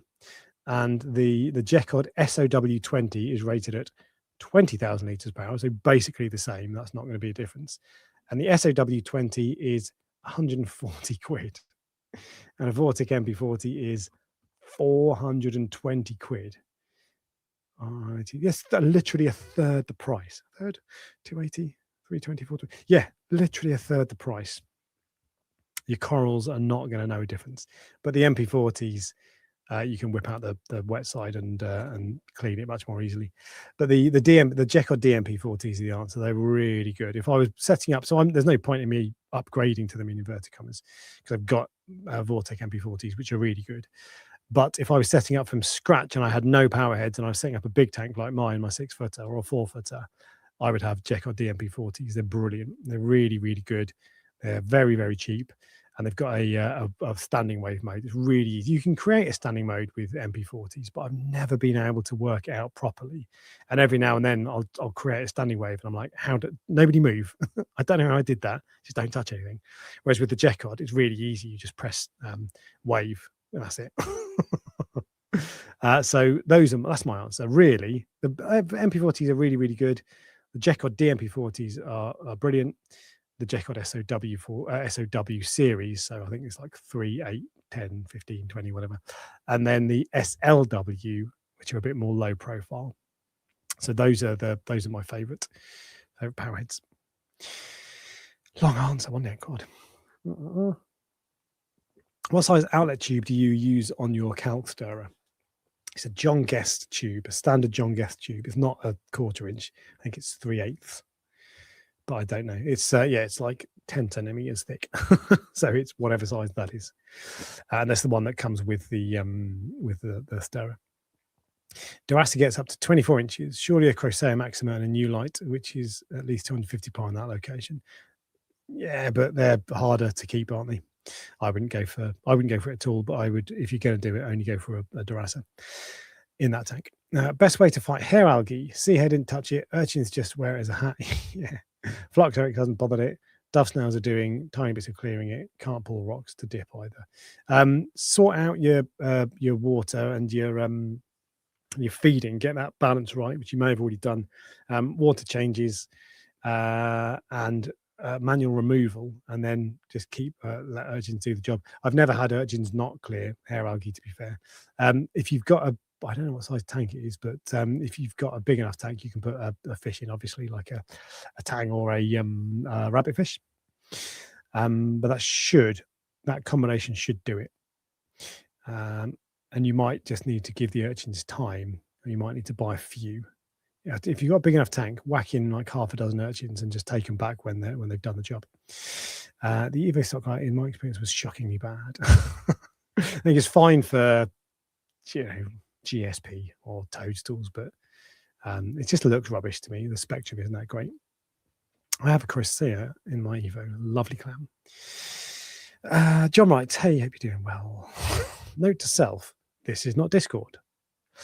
I don't know what Discord is. I know what it is. Don't know how it works. Alex, Dan's Reef. Alex, has the Cade replacement tank arrived yet? And if so, are you able to say what it is? It hasn't. I think it should be here soon. Actually, I'm not able to say, but I'll tell you anyway. It is same as you have got, Dan. Well, not quite the same. It's an Ultim Nature Systems R75 is the one I've asked for. It should be here in the UK in the next couple of weeks, and then I've got to go and collect it. So probably January now, to be honest. So no, it hasn't arrived as yet, but yeah, that's what it is. Ultim Nature Systems R75. I think so. They had a couple of tanks. Dan's Reef, you can check him out on YouTube. He's got the 90 centimeter Peninsula Nano tank, which was at Aqua H this year, and the other tank that was at Aqua H this year from Ultim Nature Systems. These were both on the Chartail stand. Was the R120. So you got to see their Nano all-in-one series and their R series, which are the full reef, like the equivalent of a Red Sea reefer, basically. And I think that did them the world of good, because I didn't really know who Ultim Nature Systems were before I saw them. The tank that you've got, Dan, is brilliant. I really liked it. Really impressive. I love the dimensions as well. And the Ultim Nature Systems, the full reef size one, are brilliant. They've got so many features that I just had no idea about. So getting to see it at Chartail, showing them at Aqua H was great, because lots of people got to see them, and I don't think they would have been on many people's radar before. But now, because just Red Sea are the biggest, but now I think you would look at it and go, oh, actually, Ultim Nature Systems, nice tank. What was your worst beginner mistake when you started out? How long have you got, Mark? Worst beginner mistake, I think probably like endless. The two that stand out were I set up my Rockscape. I wonder if I got a photo of my first ever tank. Let's have a look. Let me see if I've got. I'm pretty sure I've got in my library footage folder a photo of my first ever tank. Here we go. Reef Space. Here we go. Oh, well, I'll show you this anyway. But it's just have to mute that. Right, I'll show you this anyway, but it's not quite what I was thinking. But this was my first ever tank. It was a 3 foot. It was basically a Red Sea Reefer 250, but it was not. It was a clear seal reef base, but it was that size. No, don't zoom in, Reef Talk. And you can see there, that is my aquascape. This was probably about 18 months in. That is my aquascape. Complete sheer rock face. So there was basically zero corals on half of the aquascape, because mounting corals on a vertical rockscape is impossible, more or less. And on this one as well, similar story. There was a ledge here which I could put some corals on, but most of it was a sheer rockscape. So that was the one of the main mistakes I made that caused me loads of problems. The tank's looking a mess here, by the way. It's like I've got dinos, got a tage, I've got hair algae, everything's looking rubbish. But anyway, the aquascape on that was terrible. So don't do what I did. That was one of the worst things I did. And what else was I don't think I tested as much as I should have done. And I'd sit staring at my tank, and there'd be problems. I don't know what's wrong with it. It's like, well, of course you don't. You haven't tested anything. So test it, and then that'll tell you. So yeah, not testing, which I still get lazy with now. But that aquascape as well, just vertical surfaces is terrible. And ever since then, all of my aquascapes have been way better at sloping. Although actually my second tank was a 4 foot tank, and it was better, but it wasn't still. There was still some vertical surfaces. The other thing I do now is I put I drill holes into the rock that I use. Drill, like if you get a 16mm tile drill bit, they're a bit more gentle, and you can drill like a frag plug size hole into your rock work, and so it's way easier to mount frag plugs. Polymate 3D is talking to someone else. Reef Dork, you need to get yourself some Old Tom, or do you only drink lager? What is Old Tom? Let's find out together. Oh, that sounds like it's whiskey or something. Old Tom, oh, gin. I don't like gin. No, I feel like I should like gin, but no, I don't like gin. No, I only really drink lager. I drink wine if there's nothing else available. If there's no beer. I like champagne, but it's expensive. So yeah, basically just Peroni. I'm not a massive drinker anymore, to be fair. Obviously, like at uni, like you're drunk like 99% of the time, but I don't really drink so much anymore. Which you might think is a load of rubbish because I'm always drinking on the live stream, but I promise. I promise that's not representative. Craig Pierce, any idea where I'd find a suitable stand for the Reef Casa Laguna? Reef Casa, you're going to have to tell me what size it is. Laguna or Lagoon? Yeah. Reef Casa Laguna 24, 22 inches by 20 is the footprint. What's that in English? 22 inches, 22 inches in centimeters. 55 centimeters, 50 by 50, basically 55 by 55, so 2 foot. Oh, I don't know, that's a really awkward size. I would have a look at IKEA and see if they've got anything, but that's a little bit of an awkward size, 55 by 50 centimeters. There is I'm looking at it, which doesn't help you. IKEA kitchen island. This is probably quite expensive, I think. So I bought an IKEA kitchen island. Oh, that's ridiculous. Vadholmer, was it? For my 3D printers, and it's brilliant, but it wasn't cheap. I think it's this one. Oh yeah, 350 quid. Yeah. So this is it. 17. It's quite big as well. That would do brilliantly, and you could put it on there, and then you could have a space next to it or either side or whatever. So that'd be really good, and it looks quite nice as well. And that's a really solid piece of wood. And then you've got space for all of your reefing paraphernalia. That's quite expensive. That's an awkward size tank. So I don't think I've got a better answer, but I would look over Amazon. There's loads of furniture on Amazon these days, but I would look in the IKEA catalogue and see if you can find some stands. The Kallax is, I think it's like 40 centimeters front to back, so that's no good. So I don't think I can help, but have a look on. Oh, there is a Reef Casa stand. I'm guessing that's expensive, $300. Don't know how much that is when it gets over here, but that's already relatively expensive. Cheaper than the IKEA one, to be fair. Yeah, I don't know. Look on IKEA and look on Amazon first. Someone will sell a 2 foot by 2 foot cabinet, surely. There was a guy, an IKEA garage cabinet thing that I bought as well. So look at the garage furniture as well, garage storage, because that looked all right, and that was probably roughly that size. It was a bit wider, I think. Had the back climb about 2 months, doing fine, but have upgraded the light. Excellent. If you push one make of tank, what would it be? Push K, DD, or Red Sea, even with their hit and misses. As in, what would I recommend? One of the three, or when you say push, you mean get rid of. I like snug, marry, avoid. I'm going to guess you mean push, as in pushing it to push you to suggest that it's good or whatever. Push it to suggest it is good. KDD or Red Sea. Cade are really good, but they are expensive. But the new S3, I think it's called, is really good. In the UK, they're quite pricey. DD are really good as well. Quite basic, I think. So Red Sea update their plumbing design and their sump design more frequently than DD do, but the DD ones are really nice. I like the dimensions. The DD tanks, that's really what it's about, is getting one that's the right dimensions for you. The DD tanks, I love how they're shallow. They're all, well, the 6 foot one I think is 55 centimeters tall, but a lot of them are about 50 centimeters tall, and that for me is wicked. I'd like to see more tanks. I don't really like that about my tank. It's 65 centimeters tall. It's really tall. I'd rather it be 60 or 55 even. So I like shallower tanks. So I like the shape of the DD tanks. I like the specification of the K tanks, and Red Sea are just an all-rounder.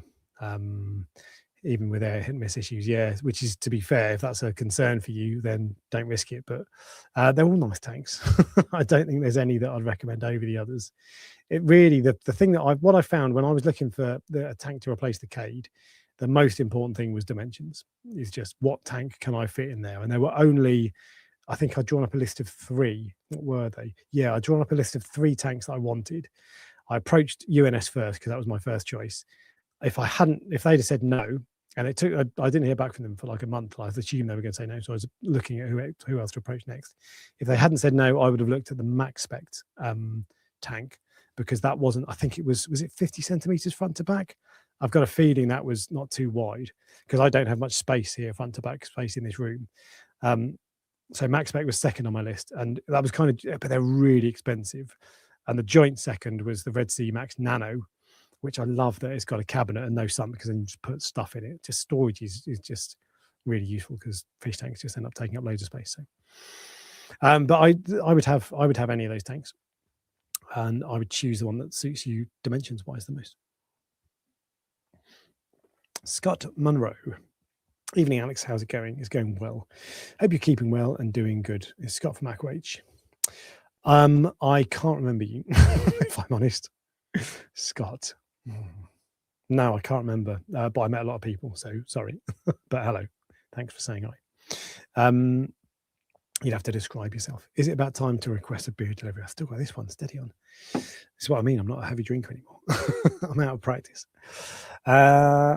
Les, how you doing, mate? You were at a concert last week, right? Or you were on holiday? He's always on holiday or at a concert. He's worse than mine. I have high phosphates and next to no nitrates, but my strawberry shortcake is awesome. High phosphate and low nitrates. Okay, fair enough. Yeah, see, that was the thing. That was the thing that always confused me about my aqua tank, was that there were times when my nutrients were all over the place, but some of my aquas just looked amazing. So I was always like, oh, I don't want to touch it. Don't want to change it, even though I've got a high phosphate. But yeah, you are talking to someone else. Platinum, are you going to do a watches tank video? Oh yeah. Give us reefers chance to send our tanks in and you judge them. Minus East Coast reefers, everyone's, yeah, no one needs to see us. No, I don't think so. I thought about doing that when I was looking at like setting up when I started doing the Prestige Reef Talk show. I was looking at what features to run, and I'm thinking of changing the features again now. But I thought about getting people to send in their tanks. I did post when I had the Facebook group. I posted asking people to send in their photos of their tanks. But I think if Ryan and I were to critique it, we'd probably be quite harsh. And it's your pride and joy, isn't it? So I'd worry that someone would take offense. So I don't know. But I want to do more tank tours for show. So, but I want them to be all awesome. So Les. You're talking to someone else. Hi, Alex, says Martin Mortensen. Danish, I bet. Have you tried Fauna Marin Phos 0.04? It should remove phosphate, but never let it go below 0.404. That sounds like bollocks, if I'm honest. How does that work? Fauna Marin Phos 0.04. That's not right, surely. How would that work? Fauna Marin Phos 0.04 are novel compound granules. Bullshit warning, which safely removes phosphate and yellow substance from the aquarium cycle. So it's activated carbon as well. I don't know. A unique feature is that it's the safe use of Fauna Marin Phos 0.04, since the pH4 value cannot fall to 0. Therefore, Phos is completely safe and extremely effective. That just sounds like bollocks. But if it works and that's true, brilliant. Carl's nutrients tightly bound. How do I use? It is recommended to use 50 ml of Phos per 100 litres to begin with, increase to 100 ml per 100 litres after 5 days. It's advised to use Phos with a UV clarifier. Why? What's it got in it? Bacteria? With fine filtration and a fluidized bed reactor. Bloody hell. I don't have a fluidized reactor. The recommended flow rate is between, wow. when phosphate. There's a number of caveats there. So I'm guessing that means if you're not using all of those things, you shouldn't use this stuff. It doesn't say what's in it and why and how it does that, which is, I guess it's like KFC don't say how to make their chicken, do they? But oh, go away. But that's what it looks like. I don't know. That to me sounds too good to be true. And if it's saying that they recommend you use it with a fluidized bed. Who has a fluidized bed reactor? No one has that. One of them. Very rare. A UV clarifier, not sterilizer, and fine filtration. What does that mean? Filter roller? Yeah, I wouldn't.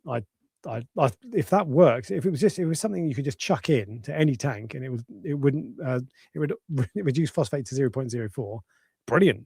You've solved phosphate, unless it pulls out other stuff as well, like trace elements. But that sounds too good to be true to me. So have I tried it? No, I hadn't even heard of it.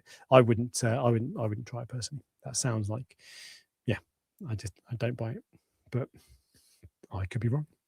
It's happened before. 1996, I think it was.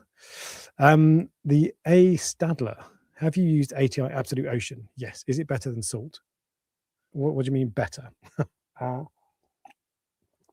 It's really easy to mix because it's a liquid. And I started my last tank, my Peninsula 500. I started that with just Absolute Ocean. To be honest, two reasons I don't use it. One, it only comes in two sizes, which I think means you can either make 17 litres or 170 litres. I think those are the two sizes it comes in. So if your water change works out at 17 litres, brilliant, no problem.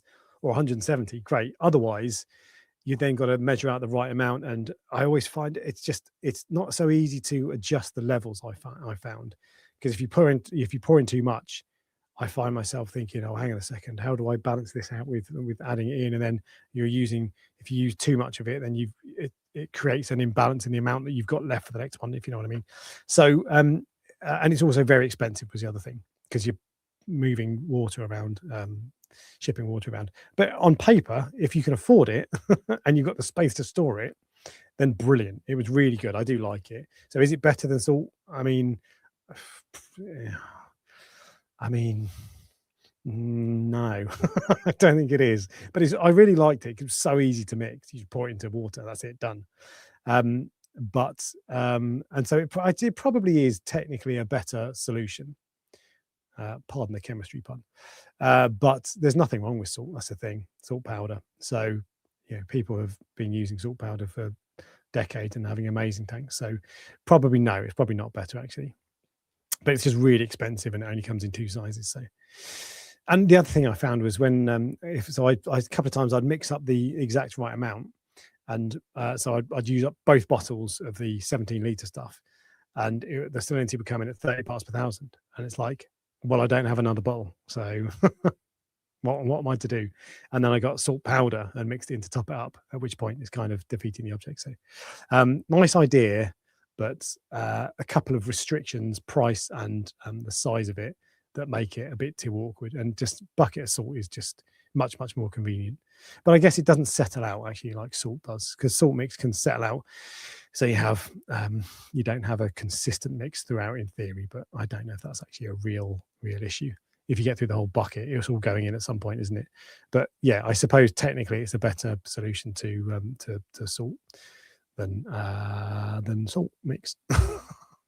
Alex, what size is your outlet? You've asked that already, and I've answered it. 3/8, I think it was 3/8 inches. It's the John Guest tubing. It's not the core inch. It's the bigger one, the one up. Do you prefer a sand substrate or crushed coral? Not thinking of switching sand. Just interested. Lol. I never used crushed coral. I like sand. I don't like fine sand though, because it just goes all over the place when you turn the power heads up, and it always moves out of the way. There'll be one corner of your tank or one spot of your tank where your return pump outlets blow out and go down the side of the glass, the front of the glass, and move the sand. And over time, you get this annoying patch, and it drives you crazy. And then you'll go back in and you'll turn your return pump down a bit, and you'll even the sand back over, you'll smooth it back over, and then the next day it's there again. it's horrible. So no. But I do use I like if I'm setting up a new tank, so my choice of my preferred choice is ATI Fiji Pink, I think it's called. Not really that pink, but it's the medium grain I use. And if I'm not, but that's quite expensive, and you got to get it online. So if I'm not going for that stuff, I'll use you can get it from Maidenhead. I can't remember what it's called, but it's just like bog standard sand. But it's quite a coarse, gravelly kind of thing. If that makes any sense. But it's dust. That stuff is dusty as hell, and you got to rinse it because it's bare dusty fam. So that's my answer. Blake Bidniz, why would you not run T5s when supplementing them with has proven positive impacts? So I don't run T5s. I used to run T5s for years, and they're great. Coral growth spectrum is perfect. Full spread, brilliant. They're easy. You turn them on. That's it. Job done. You got to select the bulbs, I guess. So there is some choice there, but they're great. But they just give a really boring look. I don't like it. It's just a really flat image, and I love the look that you get from LEDs. One, the blue pop, blue fluorescence, and two, just the shimmer, basically, especially if you've got Kessel or Red Sea lights. So yeah, that's why I wouldn't. And LEDs are good these days. So it's not like T5s are vastly superior. LEDs can get you brilliant results. Does your fauna marin hydrometer still work? Tropic marin. Yes, it does. And yes, I am still using it. Yeah. I switched between the Reef Dog, the Hannah digital refractometer, and the Tropic marin bobbing hydrometer. It's not a swing arm hydrometer for anybody listening if you think I'm crazy. The bobbing hydrometer. Switch between those two, and I probably trust the bobbing hydrometer more than the Hannah refractometer. But yeah, I do still use it. It's good. Very fragile, and there's a 90% chance you'll break it at some point. But they're cool, and they're only like 50 quid. I say only. Reef Dog, thoughts on adding a pyramid butterfly to a softy LPS tank? What are my thoughts on adding a pyramid butterfly? He says, buying time to find the tank, to a water box, a softy or LPS tank. Boff, you mean like that? So this was mostly SPS and a few LPS, to be fair, but there was Zoas in there, and I had 3. They'll come out in a sec. I had 3 pyramid butterflies. So I had no problems with them whatsoever. They were probably in my tank for 6 months, and they didn't touch any LPS corals at all. There is a Duncan on the right-hand side. Duncan that's receded, but that wasn't because of them. They didn't have a peck on it. So I never had any problems with them. They were good as gold in my tank, but I moved them on because I found them a bit boring. Like the white and yellow is brilliant, but their faces are a bit kind of bland. So like if their faces were yellow and bright, or like a deep black instead of that like murky brown, they'd look awesome. But I just got a bit bored of them. Every now and then I think about them again because they are cool fish. But the guy I sold them to messaged me like a year after he bought them, and he said that they attacked they went for all of his LPS. I think I can't remember. It was years ago now, but yeah. So, but I would do it. But I am aware of at least one person who's had issues with them eating corals, and that was LPS corals. But I would definitely risk it. They're a cool fish, if a little boring. I was thinking of getting a trio of them again recently, but I think I probably don't want them. Any advice on feeding Mandarin dragonets? So the times I've had success with them are when they don't eat anything I put in. I've had times when they like choke down a bit of mysis shrimp, but the times I've had success with them are when I never see them eating anything in the tank that I put in, as in they never eat the food that I put in. They just eat whatever's in there. So yeah, put them in an established tank. The bigger the better. The fewer competitors for their food source that you have, the better. So wrasses and what else compete for microfauna like that? Wrasses probably mainly. The fewer of them, the better. But yeah, or you can get the capture bred ones, and the capture bred ones are brought up on eating prepared foods, and then just ask the shop what they are fed on at the wholesaler. Reef Doc, my questions above, there are 2 of them. I think I've answered your question. But anyway, if I haven't, I don't think I've got much chance of finding it. I'm pretty sure I did. It was a Fauna Marion stuff, right? Hi, Alex, says Raf Witcher, which presumably is a reference to the base. Do you have any plans for your channels in the new year?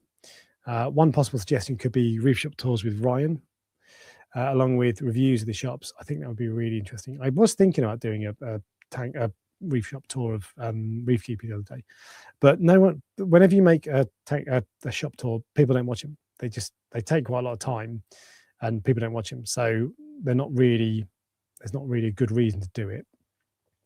So I don't think I don't think I'm likely to do it. Well, I'm not going to.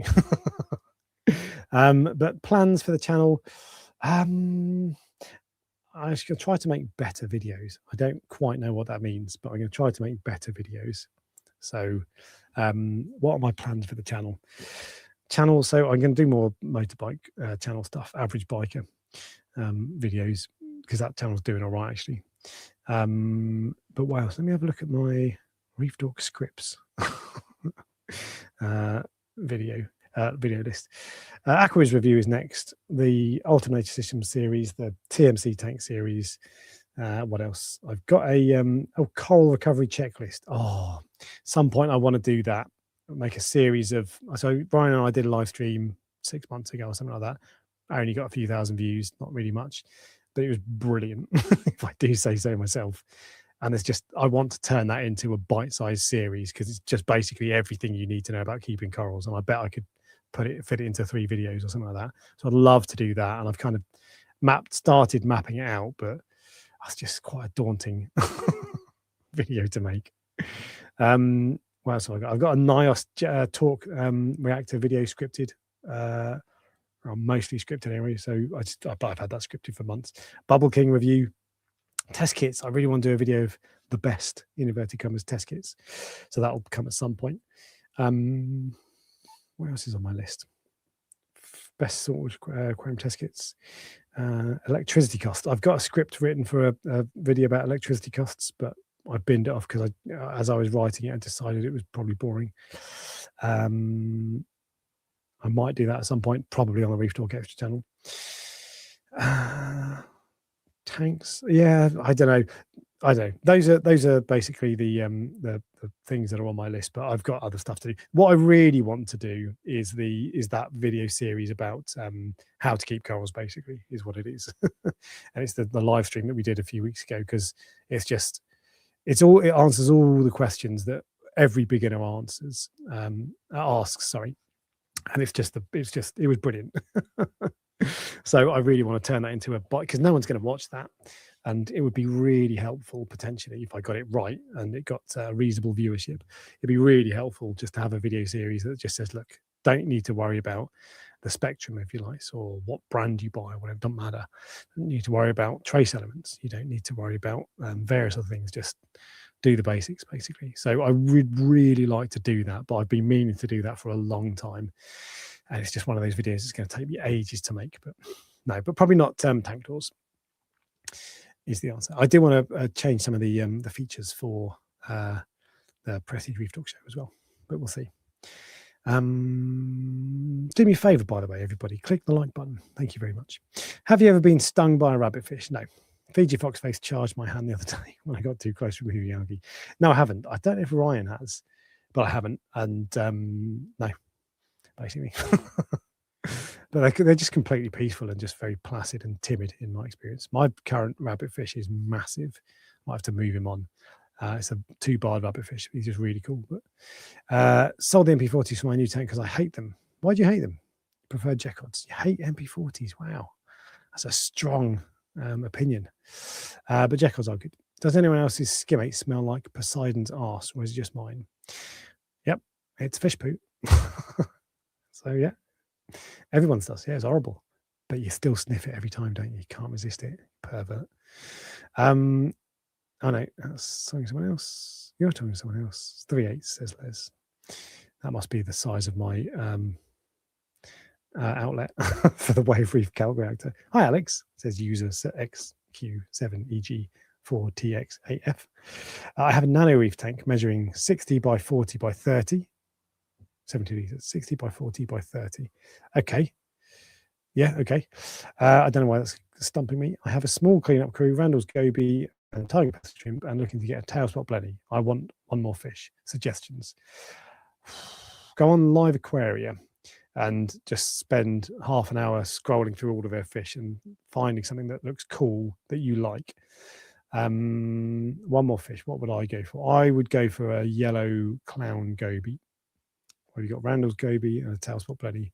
Yeah, because you're a bit restricted on that tank because those two fish are brilliant choices because they don't need much swimming space. But like if you wanted like a wrasse, that tank's too small. Clownfish maybe. But yellow clown goby are pretty cool. What else will I do for a tank like that? I don't know, but really go on Live Aquarium and just search through all of them and see what you find. But if you want to give you an actual answer, yellow clown goby is what I would go for. Do you know of any rock solid salinity probes? No. So I've had limited experience with salinity probes, but I don't like them. The only one I used was a refactory one. It lulled me into a false sense of security and relying on it, and then it kicked my ass because they fall out of calibration. So supposedly, if you can feed water through it, I think VCA do an attachment that you can feed water through it that stables it out. But they just, in my experience, and from everywhere I see, they need calibrating regularly. And I don't like them. I think if someone could make one that works really well, great. But I don't use salinity probes. I certainly don't rely on them. If you're ever going to make adjustments to your tank, test the salinity yourself. Salinity is just so important that you don't want to rely on something that might be off. So no, you're talking to someone else. What is the green-looking fish in your first tank?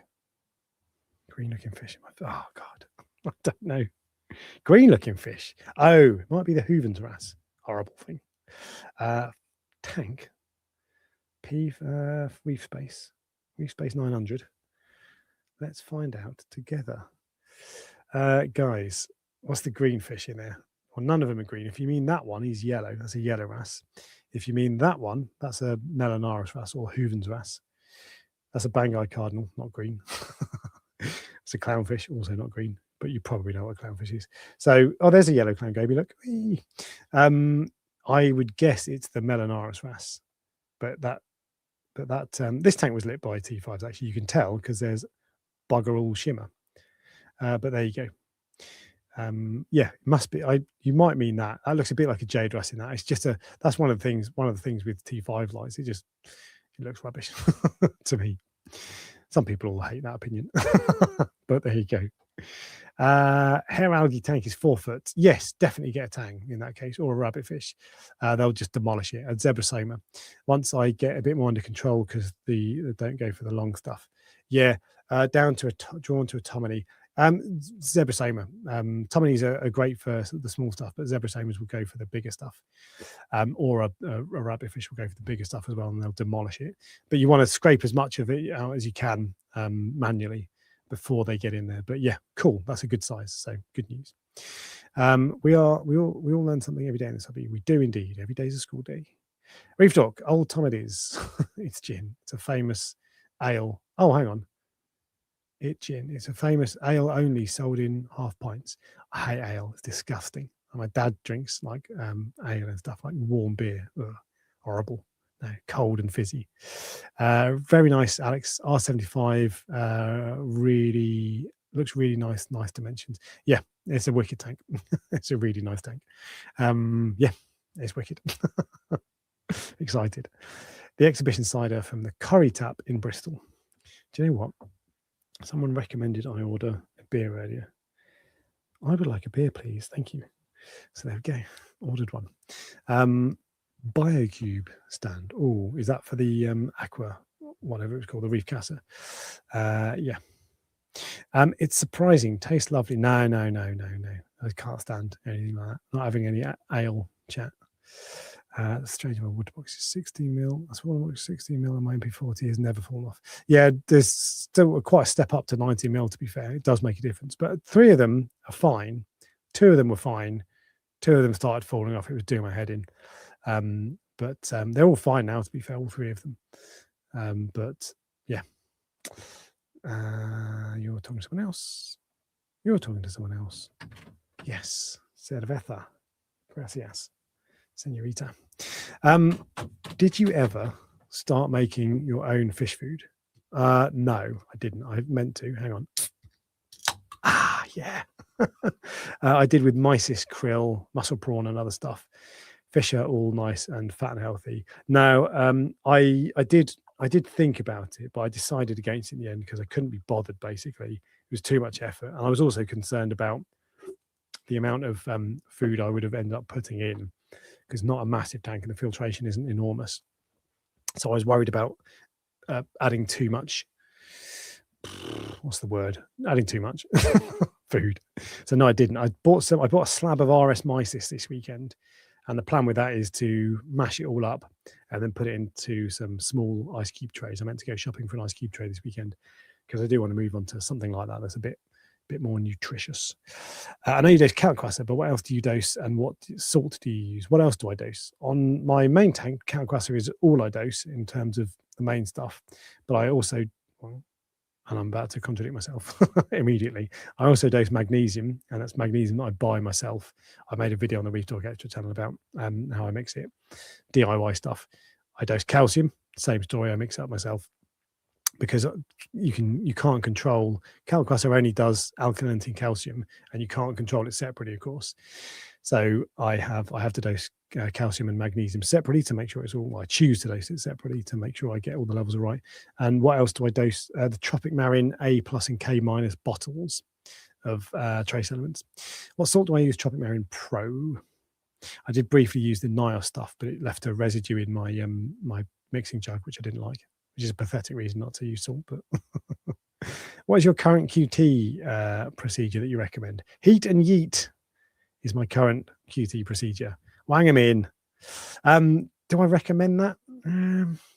Probably. Careful selection, running a lot of UV sterilization, careful selection of a healthy specimen, buying from a shop that has a good reputation, and just looking after them, feeding them properly, not putting in fish that are going to fight, not putting in fish that aren't suitable together. So reducing stress, making a natural environment for them. That's my procedure. I don't quarantine. I hate quarantine. I just didn't get on with it at all. But there are plenty of people who tell you to quarantine. So listen to them. Listen to me. Decide what you think works for you. Which sort is better, blue bucket or black bucket, Red Sea? They're not better. Neither of them are better, but I would use blue bucket.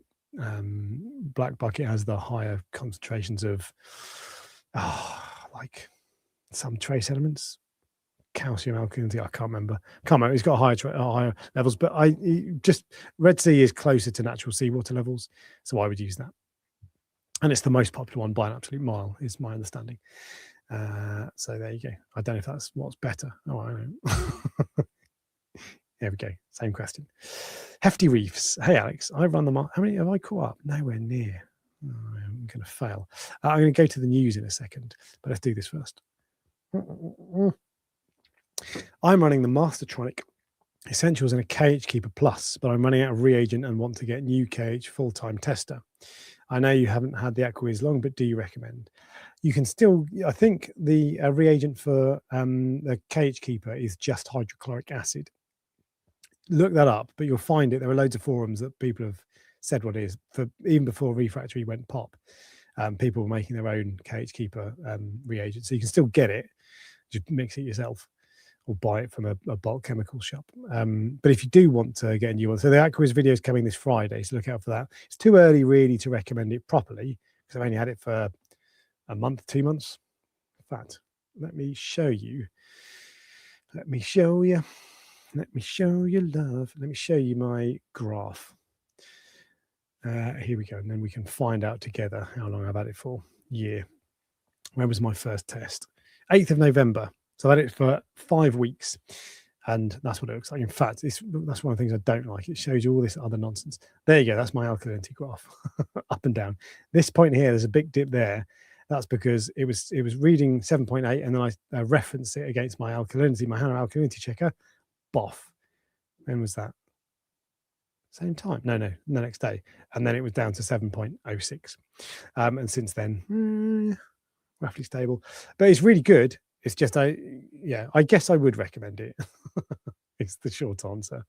But I've only had it for a month, and you're always going to think it's good because it's novel and all that sort of stuff. When you get something new, it's cool and you're excited. And really, you want to know how it's gotten after a year. But it's, as far as I can tell, is really good. And I've spoken to other people who've bought it, who've had it for 6 months or so, who say it's really good. So yeah, I think it's probably a decent bit of kit, and it's down to 600 at the moment. It's been out in like China, in other markets, for like 4 or 5 years, I think. I've heard anyway. So it's only new to us. But there you go. It's just that, like, the software interface is a bit janky and it looks a bit rubbish. Frankly, it looks a bit cheap. So that will put some people off. If you want a really slick, polished piece of equipment, it's not for you. But if you don't care about that, and I think if you buy it, you will not care about it. I did care about it before I saw it. And then when I started using it, it's like, actually, it's really good. So there's my answer. Same question again. You should maybe do this more often. The Q&A. Yeah, I don't really do, Ring and mine don't do Q&As at all. So yeah, but I like the Pressy Reef Talk show. So this will only ever be an occasional thing. Right, that's it. No more questions. You're not allowed to ask which question. So, bloody hell. How many times have you asked that? Right. All right. I'll go to Moss End. You've convinced me. Good. Spend loads of money, and because I'm on commission, I get 50% of all their profits. Fluidized bed reactor is more likely another way to say media reactor. But what media? Fluidized bed. Okay. I took that as meaning fluidized sound bed reactor, but I don't know. Which sort is better? No, stop it. Which sort? No, that's it. That's how many times you've asked that? Please don't spam the chat. Yes, thank you. Let me roll past all of that. I've just added 25 kilos of Tropic Marine. Just added 25 kilos of Tropic Marine Prove to a 1,000-litre IBC, and it hasn't raised my salinity at all. What? Any ideas how this could happen? Check to refractometer and a hand tester of this. As in, you just mean you had 1,000 litres of fresh water, RDI. You put in 25 kilos of salt, and it didn't change it. Hang on a second. 40 grams per litre, isn't it? 40 grams times by 1,000. I should be able to do those math myself. 40 kilos. Well, it should. I think that's right. 40 kilos. I think I've got that right. You should get a reading of around 1.015 or something like that. I can't do the math properly, but no, that is maybe it's not salt mix. Maybe you've bought a bucket of flour and you've been robbed. No, that is impossible. Scientifically impossible. Check another one. Yeah, take it to your local fish shop, because you've checked it twice, obviously. But that's impossible, surely. Email Tropic Marine. But no, they can't have sent you a duff bucket, surely. That doesn't make sense to me. I don't know, is the honest answer. Alex, are you still running the 30? But no, that's rubbish. That can't be right. Really. When I say it's rubbish, I'm not saying you're wrong. I'm just saying that there's got to be something wrong there. I can't explain it. Are you still running the Fluid Levo 13.5? No, shut it down a couple of years ago. What's the current setup and equipment you're using on it? I did a few videos on it. Shampoo, you cheeky bastard. I did a couple of videos on it showing the equipment, so you can have to check back and look at that. I ended up with a AI Blade Grow light that still laughing at Harry's comment.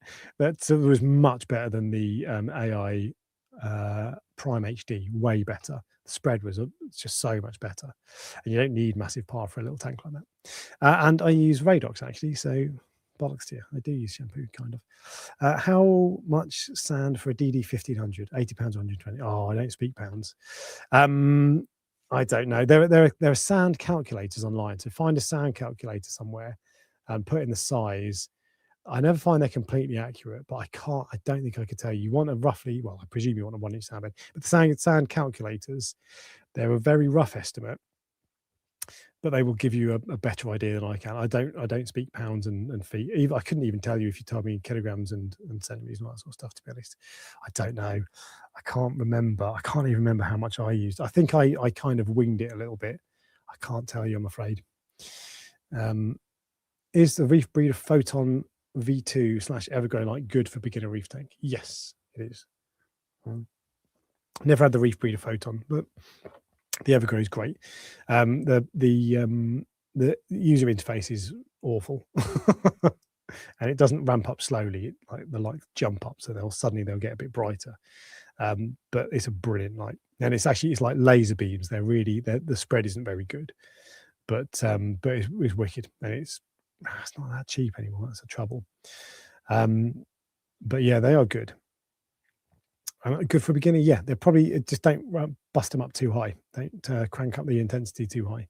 Are Reef Bright and Kessels your favorite light combination? No, I don't like Reef Brights anymore. Kessels, what's my favorite light combination? Kessels and AI blades instead of Reef Brights, and AI blade grows, and either Kessel or Red Sea Reef LEDs. I hesitate on Kessel because Kessels give a nicer color to my eye and a broader spectrum for corals if you're into that sort of thing than the Red Sea lights. But I don't really care about that enough to allow for the fact that the Kessel app is so bad. I hate it. And the Red Sea app is really good. And that is more important to me because they both do a really good job with corals anyway. So my choice is either, well, my choice is probably Red Sea with AI blade, which is what I've got on my main tank. But on the Ultimate Nature Systems tank, I'm going to start with the Red Sea light because then I can do the review properly. And I might stick with it, but I think I'm likely to go for the new AI one, Aqua Illumination, which I can't remember what it's called, Hydra Edge, because that in theory has the same as the combination I like, but in a smaller form and more affordable than if you were to buy a Kessel and an AI blade separately. Calc or Ultra Reef? I've done a video on the differences between the two on my Reef Look Extra channel. Getting some good growth on corals, but not sure if it's slower than it should be. If you're getting good growth, you are golden. Don't worry about getting fast growth. So, and you go online, some people can grow coral like an absolute mother. And it makes you feel inadequate. It's still the same with me as well. I always feel like my corals don't grow that quick. And then you look back at photos and you're like, oh, actually. But anyway, no, I would use calc, but Ultra Reef is much easier. Takes up a lot less space, but you can't separate out. Same for calc, but you can't separate. If your alkalinity is 7 and your calcium is 500, you can't adjust the dosage of Ultra Reef to correct that. So you have to fix it with water changes or something. Volumizer, cheeky bastard. What else have we got? How am I going to catch up with everybody? Should we do the news? I'll leave that there because then I'll remember where we are. But let's do the news.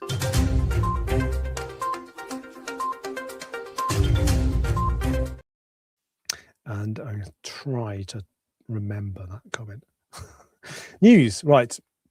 There's only 2 pieces of news. One is that Fastlight in the UK, this has been back for a couple of weeks to be fair, Fastlight temporarily closed down. I think it changed ownership. The guy Rob, who used to own it, I think has now sold. He'd been talking about selling for a long time. But the Fastlight website, if you might have noticed, they sell power heads. They used to sell T5 bulbs. They sell all sorts of stuff. Loads of aquarium supplies. They're brilliant for plumbing fittings. That's now back. It was temporarily down. And it's now back up and running. So you can buy stuff from Fastlight. It's a really good website. I use it all the time.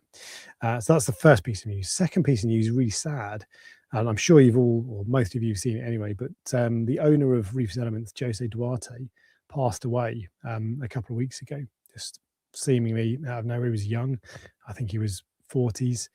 I saw him at Aqua last. Looked really good. Had a chat with him. Seemed really well and just passed away. So really, really sad indeed. His wife was running all the chemistry of the company beforehand, so they kind of ran it together.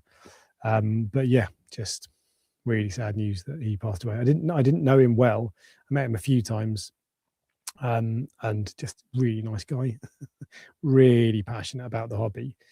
Like if you're watching this kind of live stream, you're probably quite passionate about it, but there are levels. And he was really into it and really helpful. there were so many people I'd speak to who'd say that they would send him ICP tests and he'd like phone them and talk them through the results because he'd want everybody to do well, and he wanted to share his knowledge. And he had some really nice tanks as well. So yeah, really sad news. But yeah, he passed away a couple of weeks ago. So very sad. There's a page on Ultimate Reef that they've set up. They're collecting for a donation for, I don't know what they're doing. I can't remember what it said, but you can go and check out the Ultimate Reef page if you want to make a donation. But yeah, just really sad. And that is all of the news. I'm not going to play the outro. I don't feel like I should do, to be honest. But there you go. That is the news. Unfortunately, very sad news. There we go. I don't know if any of you guys knew him. Then share your thoughts. Share what your experiences with him in the chat. But I don't have much else that I can tell you about him. But he was just a really good bloke. So very, very sad. I've lost the place I was at, perhaps predictably. No, in fact, it definitely wasn't that comment because I did that one. But let's move on. Tropic Marin. Yeah, we've done that one. As a beginner. Oh, here we go. Is this roughly it? It's obvious from tonight that your viewers are desperate to interact more. I know, but we just don't do. We don't. Well, that's not what the live stream is about.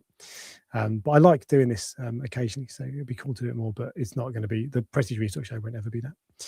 Hi, Alex. Just added my first few corals recently. Surprisingly tricky to get frag plugs to stick. Yeah, using super thick super glue and putty. Any tips? Don't put them on angles. Gravity is your enemy. But yeah, it's a right pain in the ass. That's why I drill my rock now. But yeah, so if I don't do that, I wedge in the putty. I don't tend to use super glue. I wedge it in with the putty, and you want to get like a mechanical grip so it can't fall off. But it's a nightmare. BRS Ryan does a mix of what is it? It does a mix of super glue and the Tunzi gum, coral gum, I think he uses. So that's the one he does. You would be interested in electric cast feed.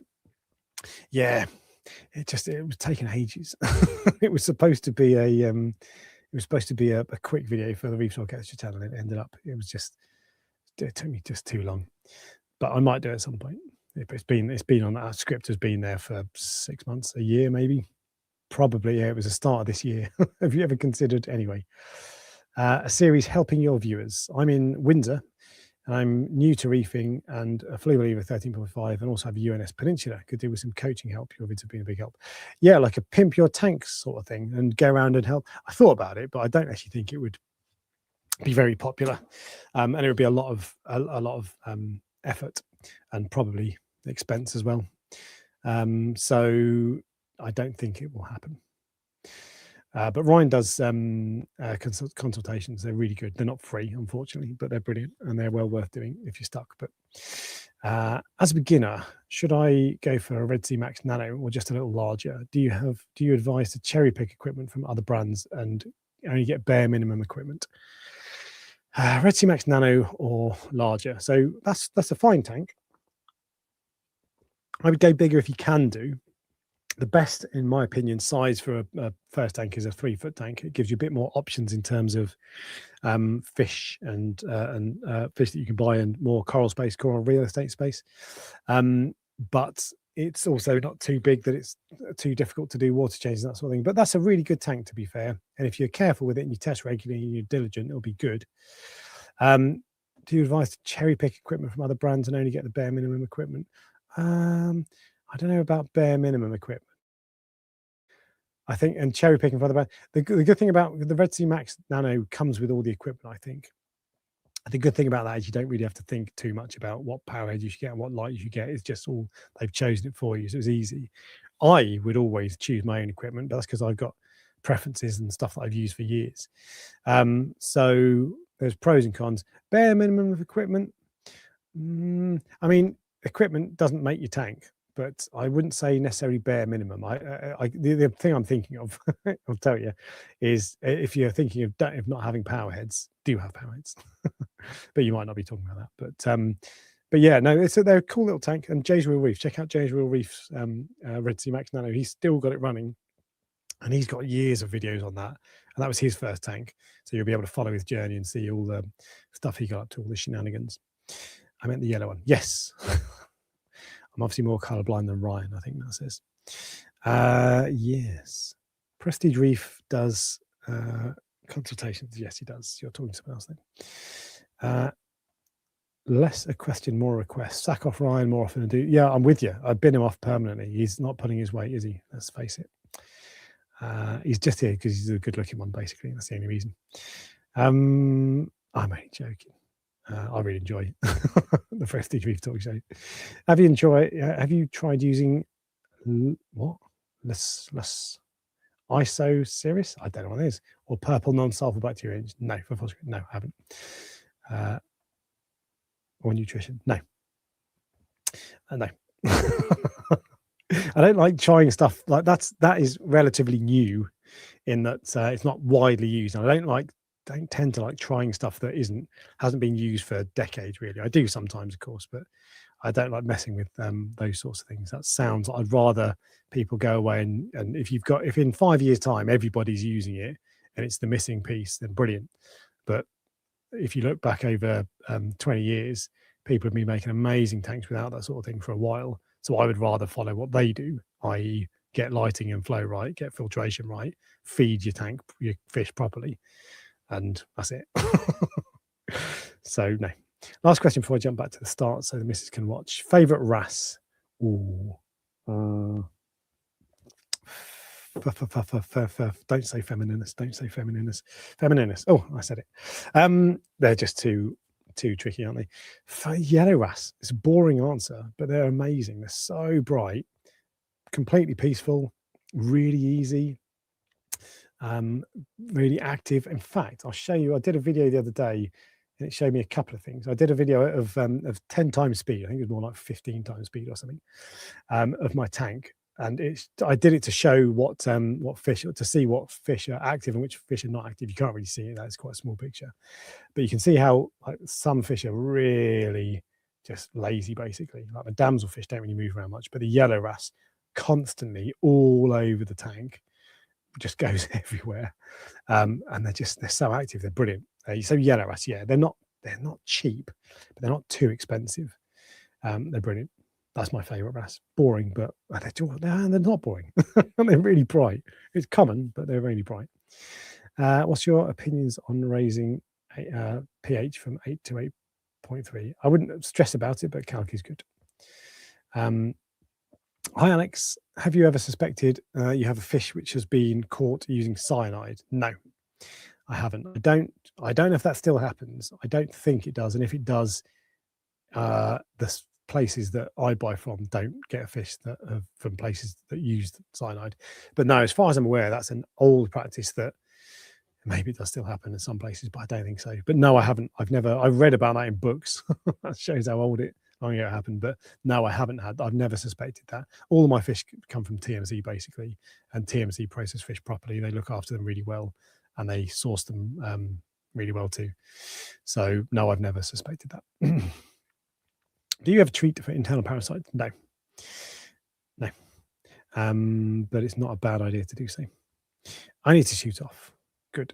And then I won't answer your question because you've gone. Alpha Reef is cool and all, but it is expensive for a 265-gallon reef. Do you suggest any particular calc reactor? Wave Reef. This is what I'm going to go with, I guess. Wave Reef is good. In the States, it's sold as Coral V. It's cheap and it's good. I got Fluval Spec 60 Marine. I'm not going to. I might catch up with everything. I might have to speed through, but I might get to everything. Fluval Spec 60. Sorry, back to it. Back. 2 clownfish, blue tuxedo urchin, clean shrimp. You don't need to worry about cleanup crew in terms of numbers for stocking, but I appreciate you to give me the detail. And soft corals with Duncan Candy King. Am I fully stocked or can I add more fish? So 2 clownfish, the Fluval Marine Spec 60. I think that's the slightly taller version of the Fluval Evo, like a fat Fluval Evo 13.5, isn't it? You could chuck in another fish. Yeah, one more. I would put in something like a the perfect one would be a what's the sand sifting goby? Not sand sifting goby, shrimp goby. Pistol shrimp with a shrimp goby would be cool. because then they stay out of the way of the clownfish. They've got their own space. They're a really cool fish, and that's what I would go for. But you probably don't want more than that in such a small tank. I added 2 clownfish to my first tank 3 days ago. They've been okay. However, they're staying in one corner, just swimming up and down. Yeah, they're weird, but that is natural behavior. Staying in the top corner facing downwards is okay. It's completely natural. They're weird fish, clownfish, but they do that. They'll like hover by your overflow or your return nozzle outlet or something. And it's like, what are you doing? But that's just what they do. They're just weird. But yeah, totally normal. Nothing to worry about.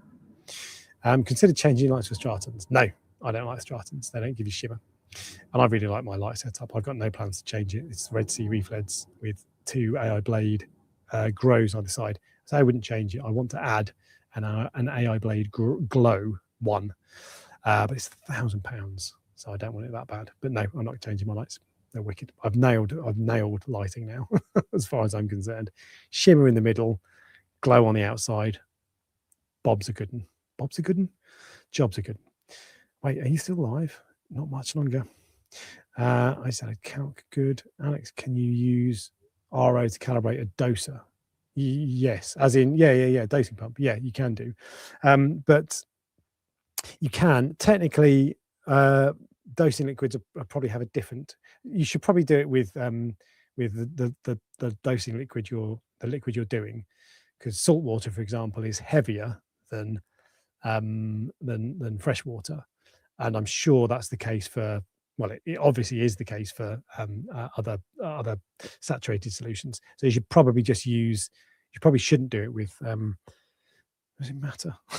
You should probably do it with what you're dosing, but I don't. I do sometimes calibrate a doser with fresh water. I don't stress about it. Don't think it really matters, because you're testing at the end of the day and you're checking, so it doesn't really matter if the thing isn't accurate. But I suppose you probably should do it with the dosing liquid, but I don't think it really matters. Are you excited for the Red Sea gear? I know I am. Yes, the controller stuff. Yeah, I think it looks good. What's your opinions on? You've asked me that. Prestige Reef. What's up, YouTube? How's you doing that? Yeah, we don't need you, Ryan. We've decided that you're. Yeah, exactly. You're out. Bye. How are you, mate? Have you got anything amusing to say? Harry was taking the mick out of my hair earlier, which is very upsetting. Alex has done well, but we'd all prefer him to interact more with you both. We'd all prefer to interact more with both. There you go. Did you switch from Fujifilm to Sony? I did. If so, have you noticed any major differences between the two? So actually, I say I did. This camera here is a Fuji XS20. But my main camera that I use for, I say my main camera, this is technically my main camera. It's all my talking head stuff is the Fuji.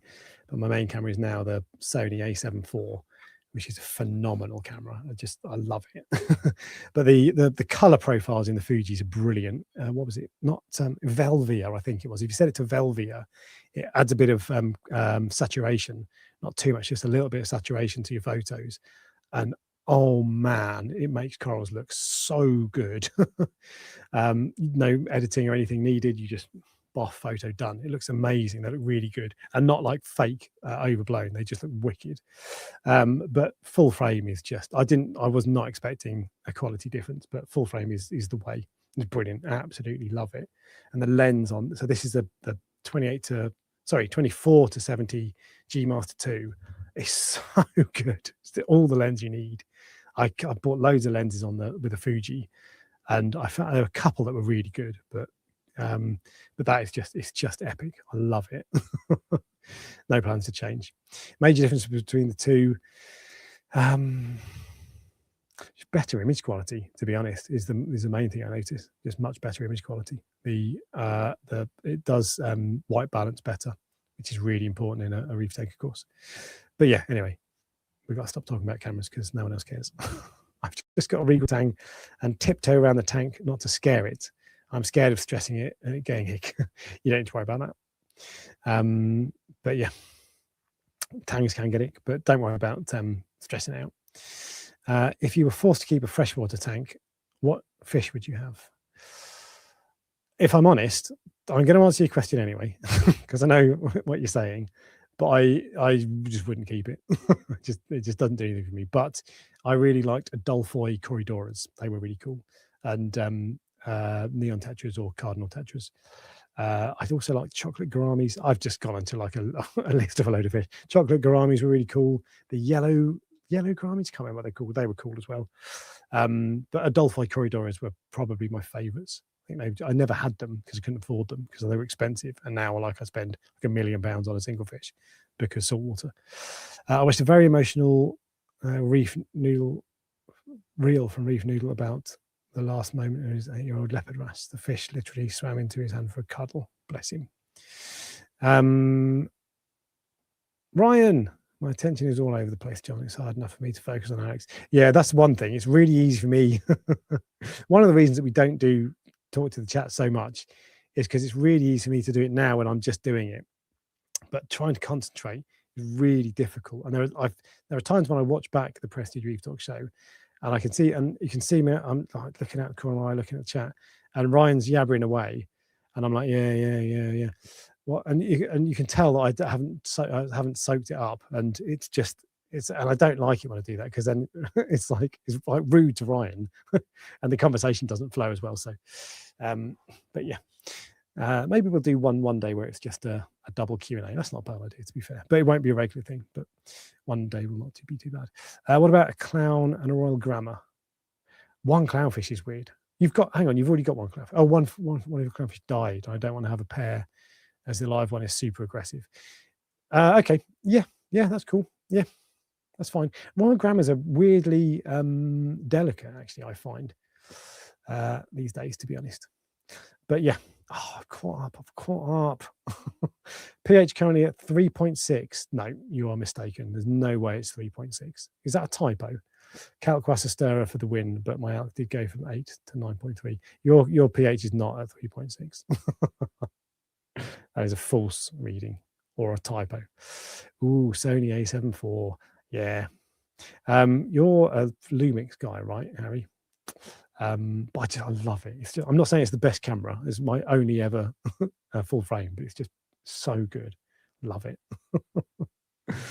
What about false royal grammar? False royal, is that the reversey Percy one? False royal grammar, or is it a dotty back or something? Oh no, they're dotty back. Yeah, you don't want that. They're uber aggressive, I think. Yeah.